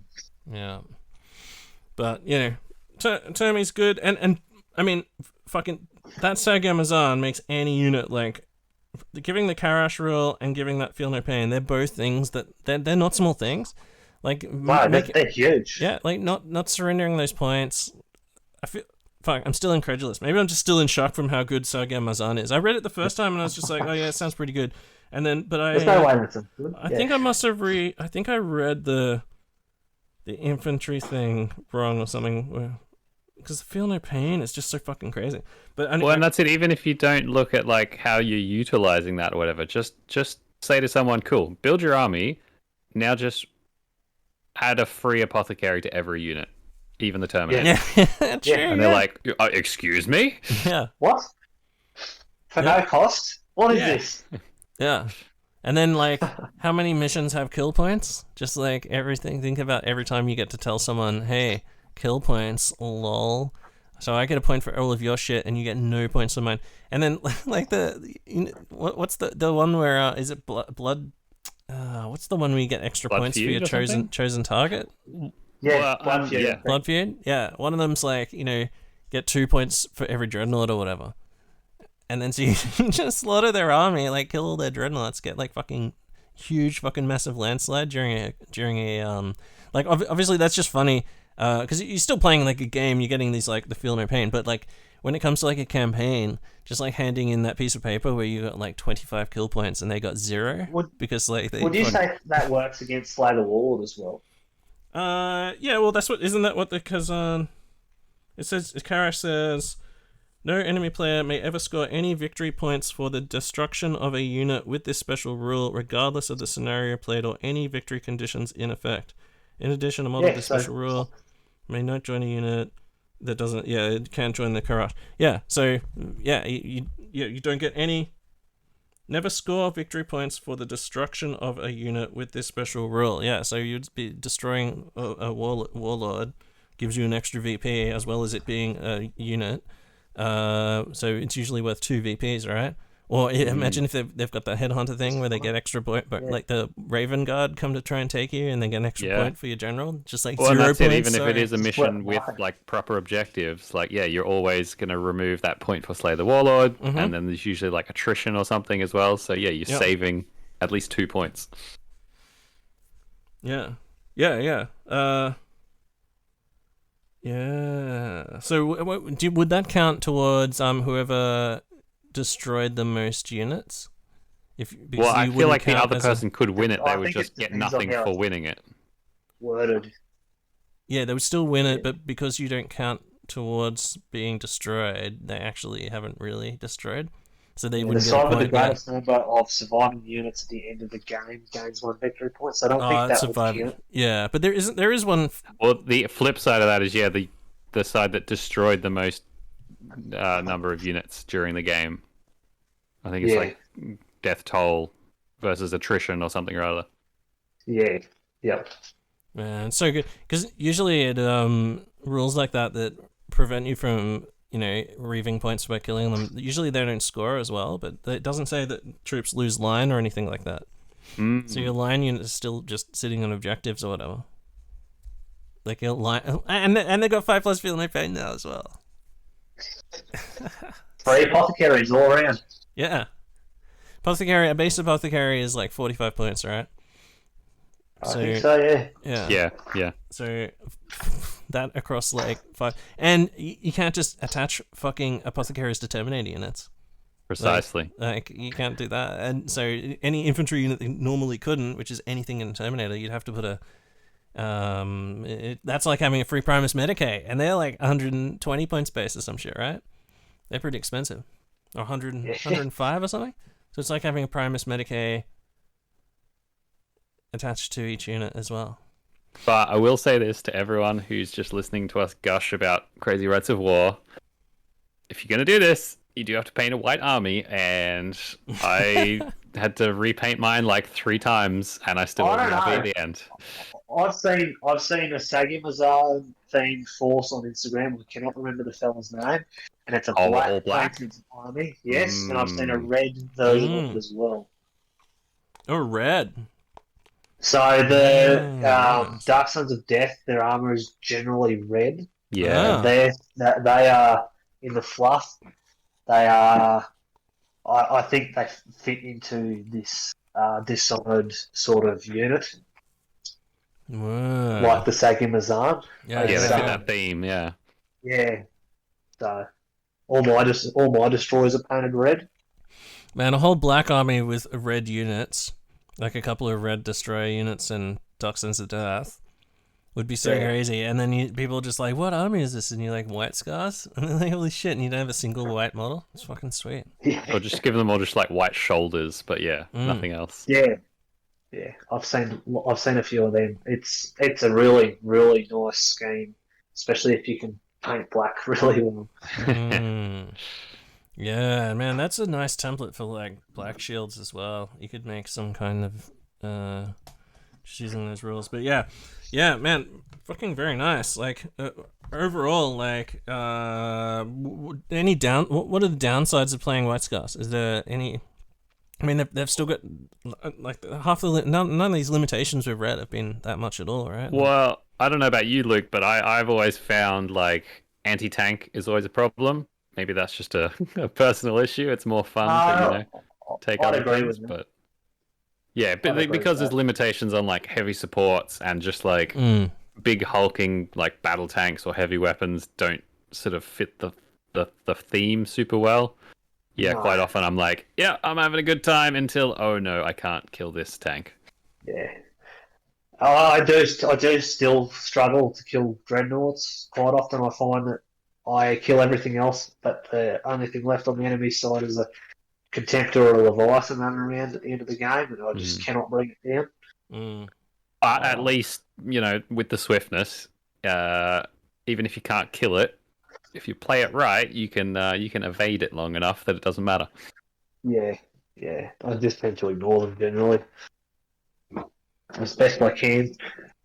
I would say one nerf compared to last edition, the thing that I think about the most is jet bikes and biker squads can't take melter bombs now, right? So not being able to just fucking like just lob, because previously you had decent shooting on those bikes. If you could take like combi plasmas and stuff like that, right? Like twin link plasma and some of the and the jet bikes can take like heavy weapons and stuff like that. And plasma cannons. Yeah, plasma cannons and stuff. So, and multi-melters, yeah. So I guess multi-melters are better. But not being able to like fire some multi-melter shots from close range and then charge in and finish off a target with melter bombs, I always saw that as one of the biggest like benefits that jetpacks had. If you did want to do that though, scout squads run real fast and do it. Yeah, you go, Robbie. Yeah, just infiltrate some scouts with that. Give them movement 9 and then a light 5-inch run. Scouts or recon. Recon can also take mass melter bombs. Yeah. Sky Hunters have deep strike too, so you could deep strike multi-melters within multi-melter range of whatever you need to pop. That's true. If you're willing to risk the return fire or whatever it is, the intercept. Now, in terms of attaching shit to units, can you attach an apothecary? Can you give them a jetpack? You can give them a jump pack. Can you give them a jetpack or a bike? Yeah. Not a Shamshir, just a regular one. Just regular one. And then I know Tech Marines can take all the shit. So you can take a jump pack Tech Marine, you can take a jet bike Tech Marine.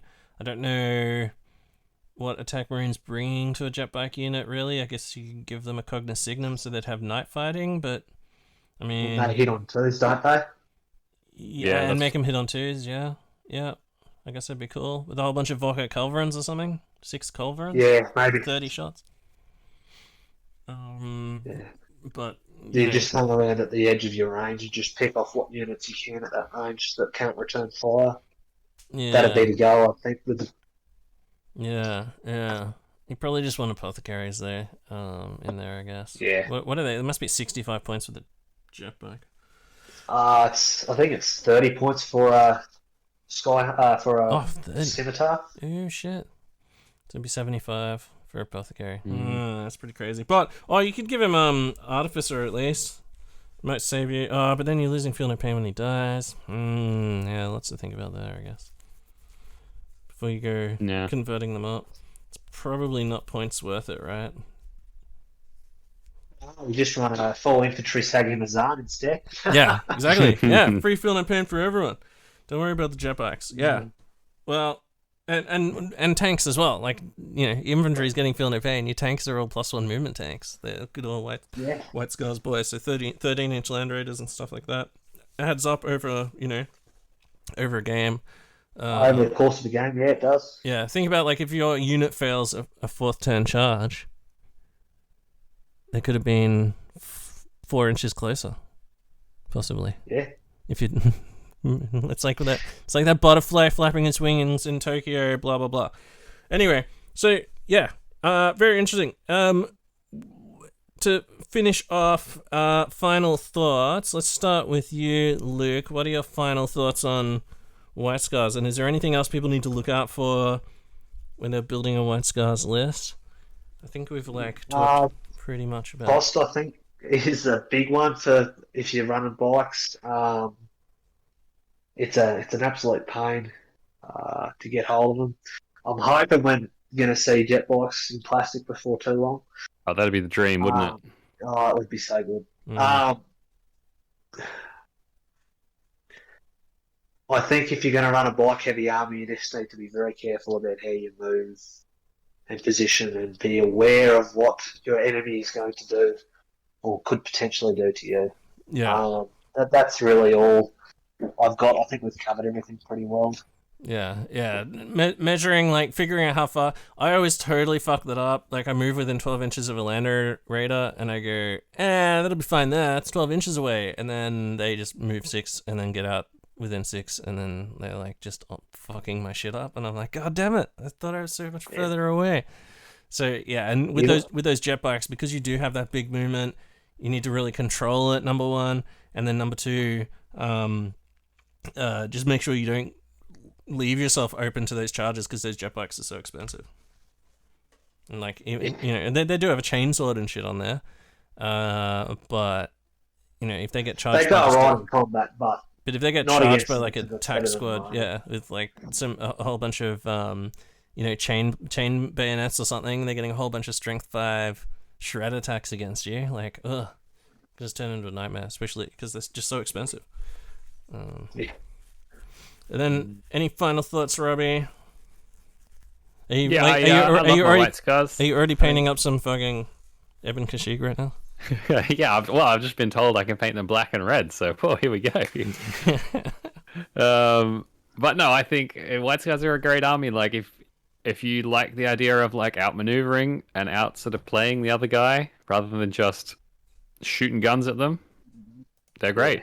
Not to mention Gives you like something else. all your jet bikes and regular bikes, because I'm a strong supporter of ground bikes. They're all relentless. They just shoot all their guns all the time. Like it's pretty good. Yeah. Fuck. I think hopefully we've given people a lot to think about, and then they realize, oh shit, I don't need to have so many jet bikes. Jet bikes obviously good, but I think if White Scars is something that you want to get into, and you do want to eventually do the the jet bike thing. In the meantime, you can pick up 10. People are selling Mark 6 and that sort of thing. I think you can still buy Mark 6 boxes and shit like that. You can still buy the black boxes or whatever. I don't know. I haven't gone shopping for black boxes lately, but I believe you can get the Mark 6 relatively cheap as like broken up lots and stuff like that. Just make like a whole bunch of Mark 6 White Scars. Maybe get some bikes and then just build towards the bikes, or just try playing some fucking ground forces while you wait for the jet bikes to come out in plastic. Yeah, that's maybe. it. The bikes don't have to be a crux. Like, you can play infantry as well and mix them together. And Mark 6 are one of the... I think White Scars are one of the legions of Mark 6 sort of suits in the fluff as well. Yeah, it's a fast-looking armor, isn't it? Yeah. Yeah. Yeah, 100%. Okay, awesome. Well, thank you very much for joining me. Definitely, I think I'm just glad I'm a loyalist. Don't have to like come up against these guys very often. Although the trader, can you run a trader Sega Mazan? Yeah. Yeah. Oh, trader Sega. Well, next time I come down to Brisbane, Tim, I might have to bring a trader Sega Mazan force to fight you with. Yeah. Do it. That'd be fucking great. Do you have any Sons of Horus there? I did. I'm sure it can be arranged. Yeah. I don't think that'll take too much effort. Yeah. I need to borrow some or something. But yeah, that'd be cool, because building off that like cool Sons of Horus special character, special alliance guy with this rod of power, you could have like a really like tough army, like even pushing out leadership 10 in those early turns. I mean, that Sons of Horus guy might just get his head fucking blown off, right? But you're gonna be fearless on the charge and leadership 10, so you're almost certainly gonna get there, and it's gonna be really hard to pin your guys. And then in the second half of the game, you just everyone just fights to the death and is worth 2 points. Holy shit, so good. It's like that's such an ultimate army. Might be that could be the ultimate counter to Fury of the Ancients, because like. You go, okay, cool, I'm just gonna charge into combat with all of your shit, and they say, well, I'm just gonna fucking destroy all your shit with my dreadnoughts, and you go, well, cool, that's what I want you to do. Like, I feel like Fury of the Ancients is worse because they get like 6 scoring dreadnoughts and just sit on every objective. Oh so, yeah, like, but that's what I'm saying. They love an objective game. Yeah, this is why he's the 20-man tactical squad that's going to tie you up, that's fearless for 4 turns. Yeah, but that's the whole point, Robbie, is that it's the counter to that, because all you have to do is kill those 6 dreads, and your shit's worth no points as long as you. When was the last time you killed 6 dreads? Well, they've probably got 15 in an army, but you just concentrate on those 6. You're gonna bring them down with like a bunch of Terminators, those strength 10 Lancers. Being fearless, you're just gonna fight to the death against them with like all those attacks and shit, with Thunderhammers and things. All those Lightning Claw units, just like I guess 5+ Feel No Pain's not gonna help you against dreads, but yeah, maybe. I think it's a good counter. I reckon you can leverage the fact that they're not getting any points off you. You can still hold a couple of objectives, and then all you have to do is just kill their scoring shit. Because of the way that they're winning, right, is... Oh, I guess they're winning by having 6 scoring dreads, yeah. Anyway. But you're right, if you play, like, the kill points mission... Yeah, they would have a sad time. Yeah. There's no way they're going to get you. Yeah, there we go. Boom! Death to Fury of the Legion. Alright. Fully Painted is for closers. We'll be back next week with... Thousand Sons. Yeah, Sons of Magnus. All right. Oh, shameful display. Shameful display. We were so close. Nerdy.